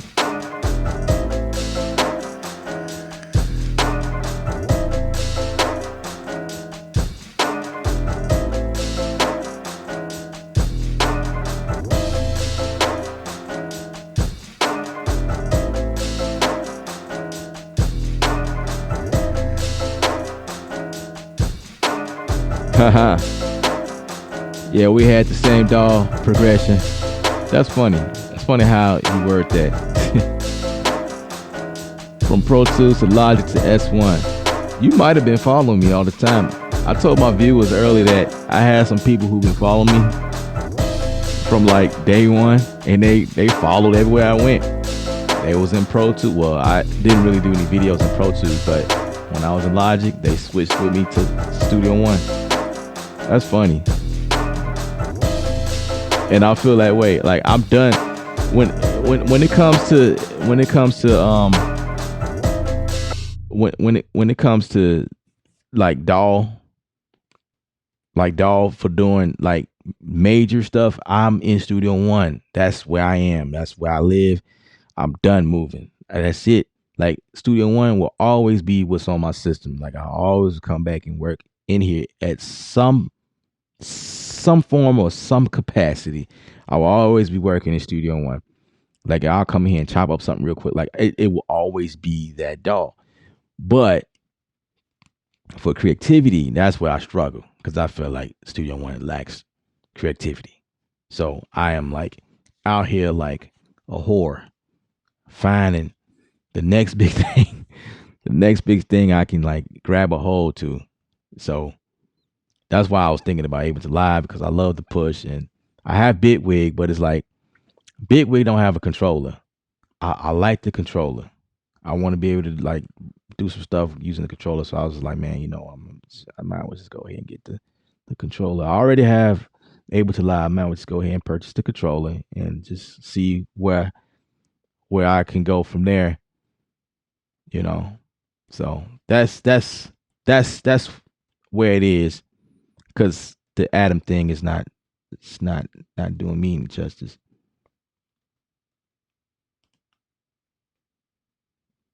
You said what made me go from Logic to S1? uh what's up? I've never seen you before. You must be new. Subscribe to the channel. I hope, yeah, subscribe. Thumbs up on the video. I appreciate it. Say, do I want to check your music out? Um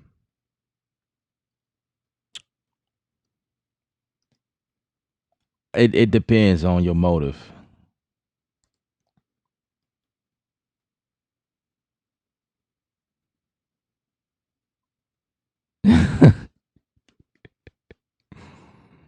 Greetings from Poland.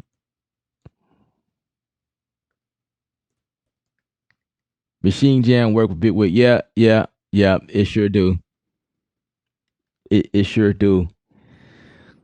Um, I feel like the type of things y'all saying is like, it's like the inner me saying like, bro, the jam works, but it's like the other side of me like, but the push got a screen, bro. The push looks better.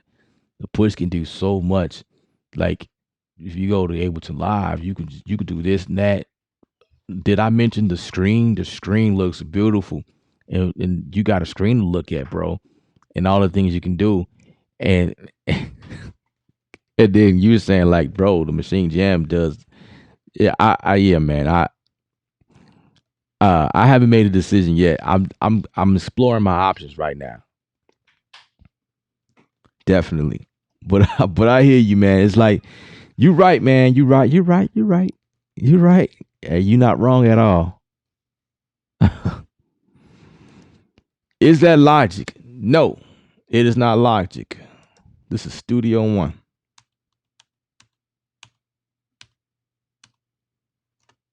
It does kind of look like Logic, but to answer your question, coming back to your question, Rock Out.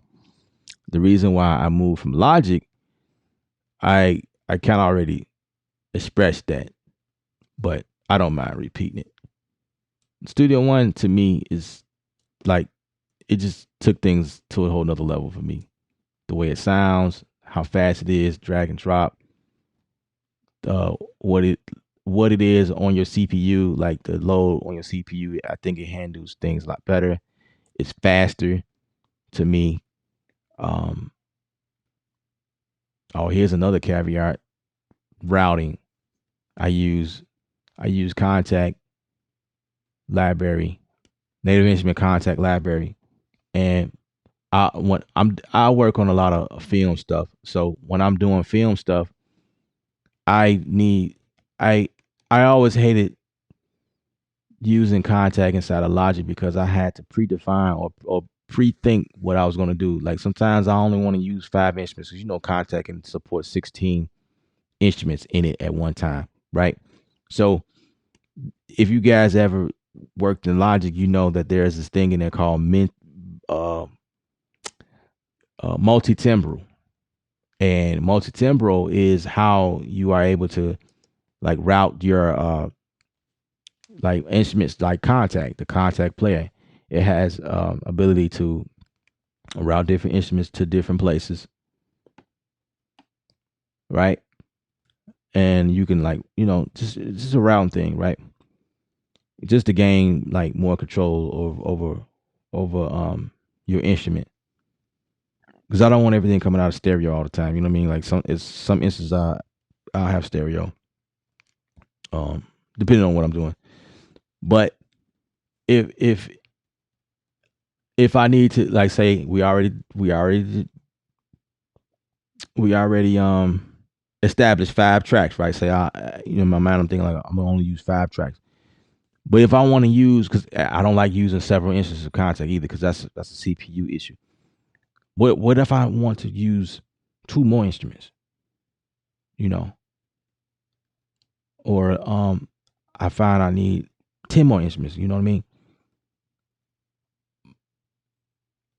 You can't do that after you select the number in Logic, because that's the whole reason why like when you looking for a timbre, you gotta say how many plugs you want, how many routing situations you want.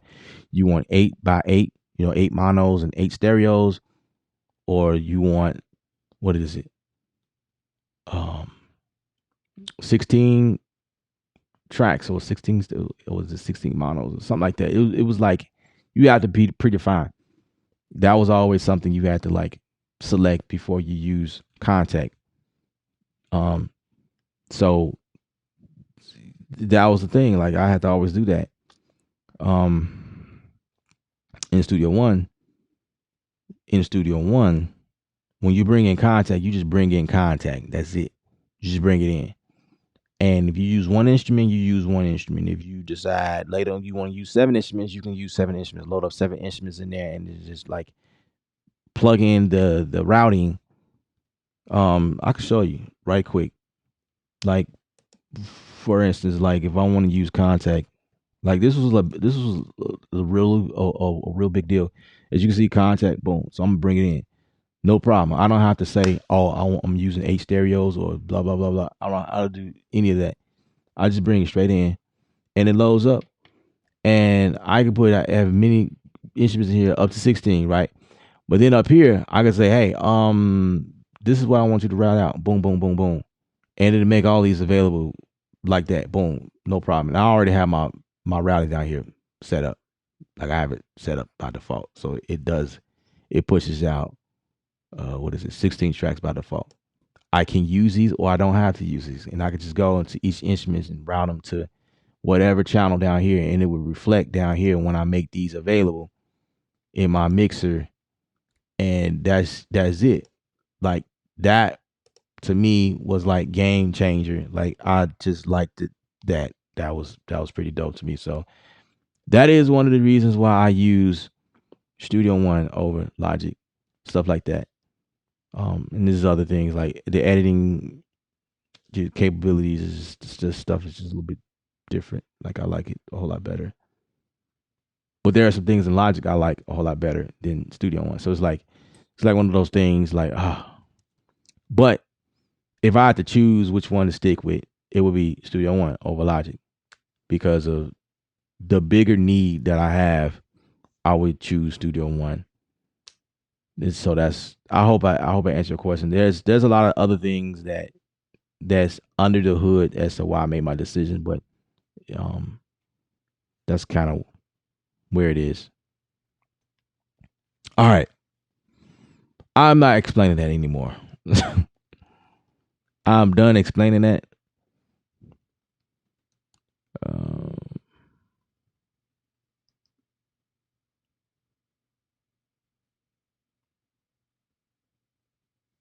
yeah, the Sons of Yah. Thanks for joining.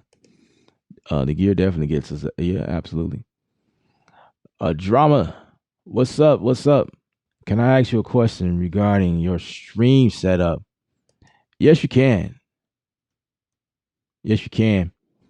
And also, um okay, so I kind of know. Well, I'll wait for your question. But I am using a program to stream live like this, and it's in the description, or it should be in the description. Let's check.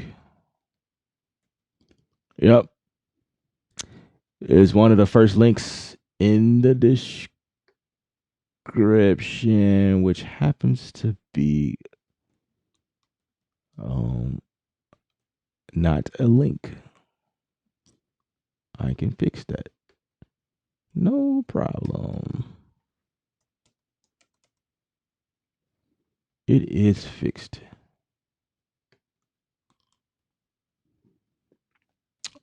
So the first link is, it says live stream software in the description area. So that will be the first thing for you to visit. That's the program that I'm using. It's pretty easy, slick. I've been using it for like a year. Yeah, about a year. It's pretty cool. I like it. Struggling with getting overlays. You can get that real easy here. Really easy.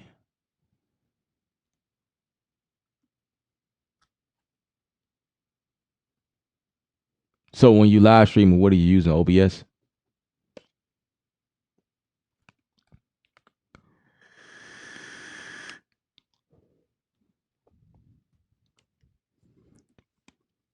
All right, just for kicks and giggles, let's go to commercial right quick. Hello, I've just been informed that if you wish to look fly like Ella and myself, then you should click your way to creative.com. On this website is remarkable designs, t-shirts, jackets, hats, hoodies, sweatpants, and more to come. We also have courses if you're looking to advance in your musical endeavors. Once you visit our website, it's pretty awesome. But once you make a buy, it's remarkable. It supports the channel and me. Please don't tell Elif I said that, but he has not paid me yet. So buy away.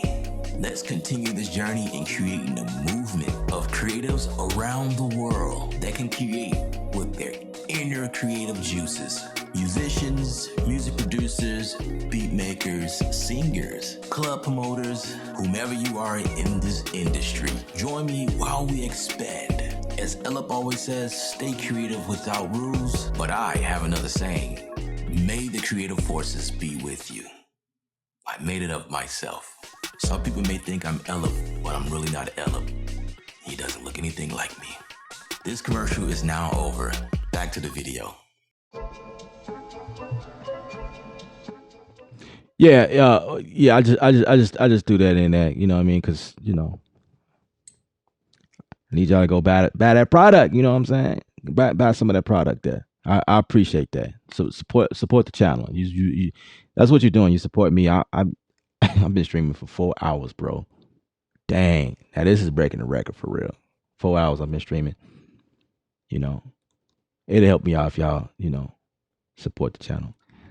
But yeah, OBS. Well, I mean, you could do overlays in OBS. That's easy because I started out with OBS. So I mean, that's not a problem. So what you got to do? If you just hit my email and I'll show you what you got to do. So like, take my email from this here and just email me and I'll show you, because you have to bounce your files out a certain way, but it depends on what you're doing. Like, I don't know if you're doing video or if you're doing like just like overlay, like you see. Like I do have an overlay at the bottom with the logo, and then there's a live deal flickering back and forth, like coming in and out. That's like a video that's looping. That's like an overlay on top of it. And then I could do like other cool things. I don't even know if I even have any of that in here. Nope, that's on another scene.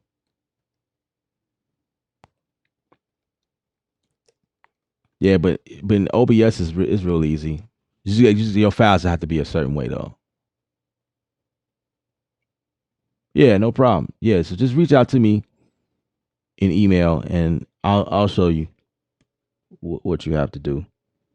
But I'm going to end the stream here. I appreciate you guys like hanging with me for 4 hours. Man, it's crazy. But I'm gonna get out of here. I'm gonna probably like lay down for No, I ain't gonna even do that. I'm still be up. Like that's just how I roll. I do need to get some rest though. I need to take a break. Get back to this, finish this up. But my name is Ella once again from Creative Sound. Appreciate you guys for joining. Remember, I have products.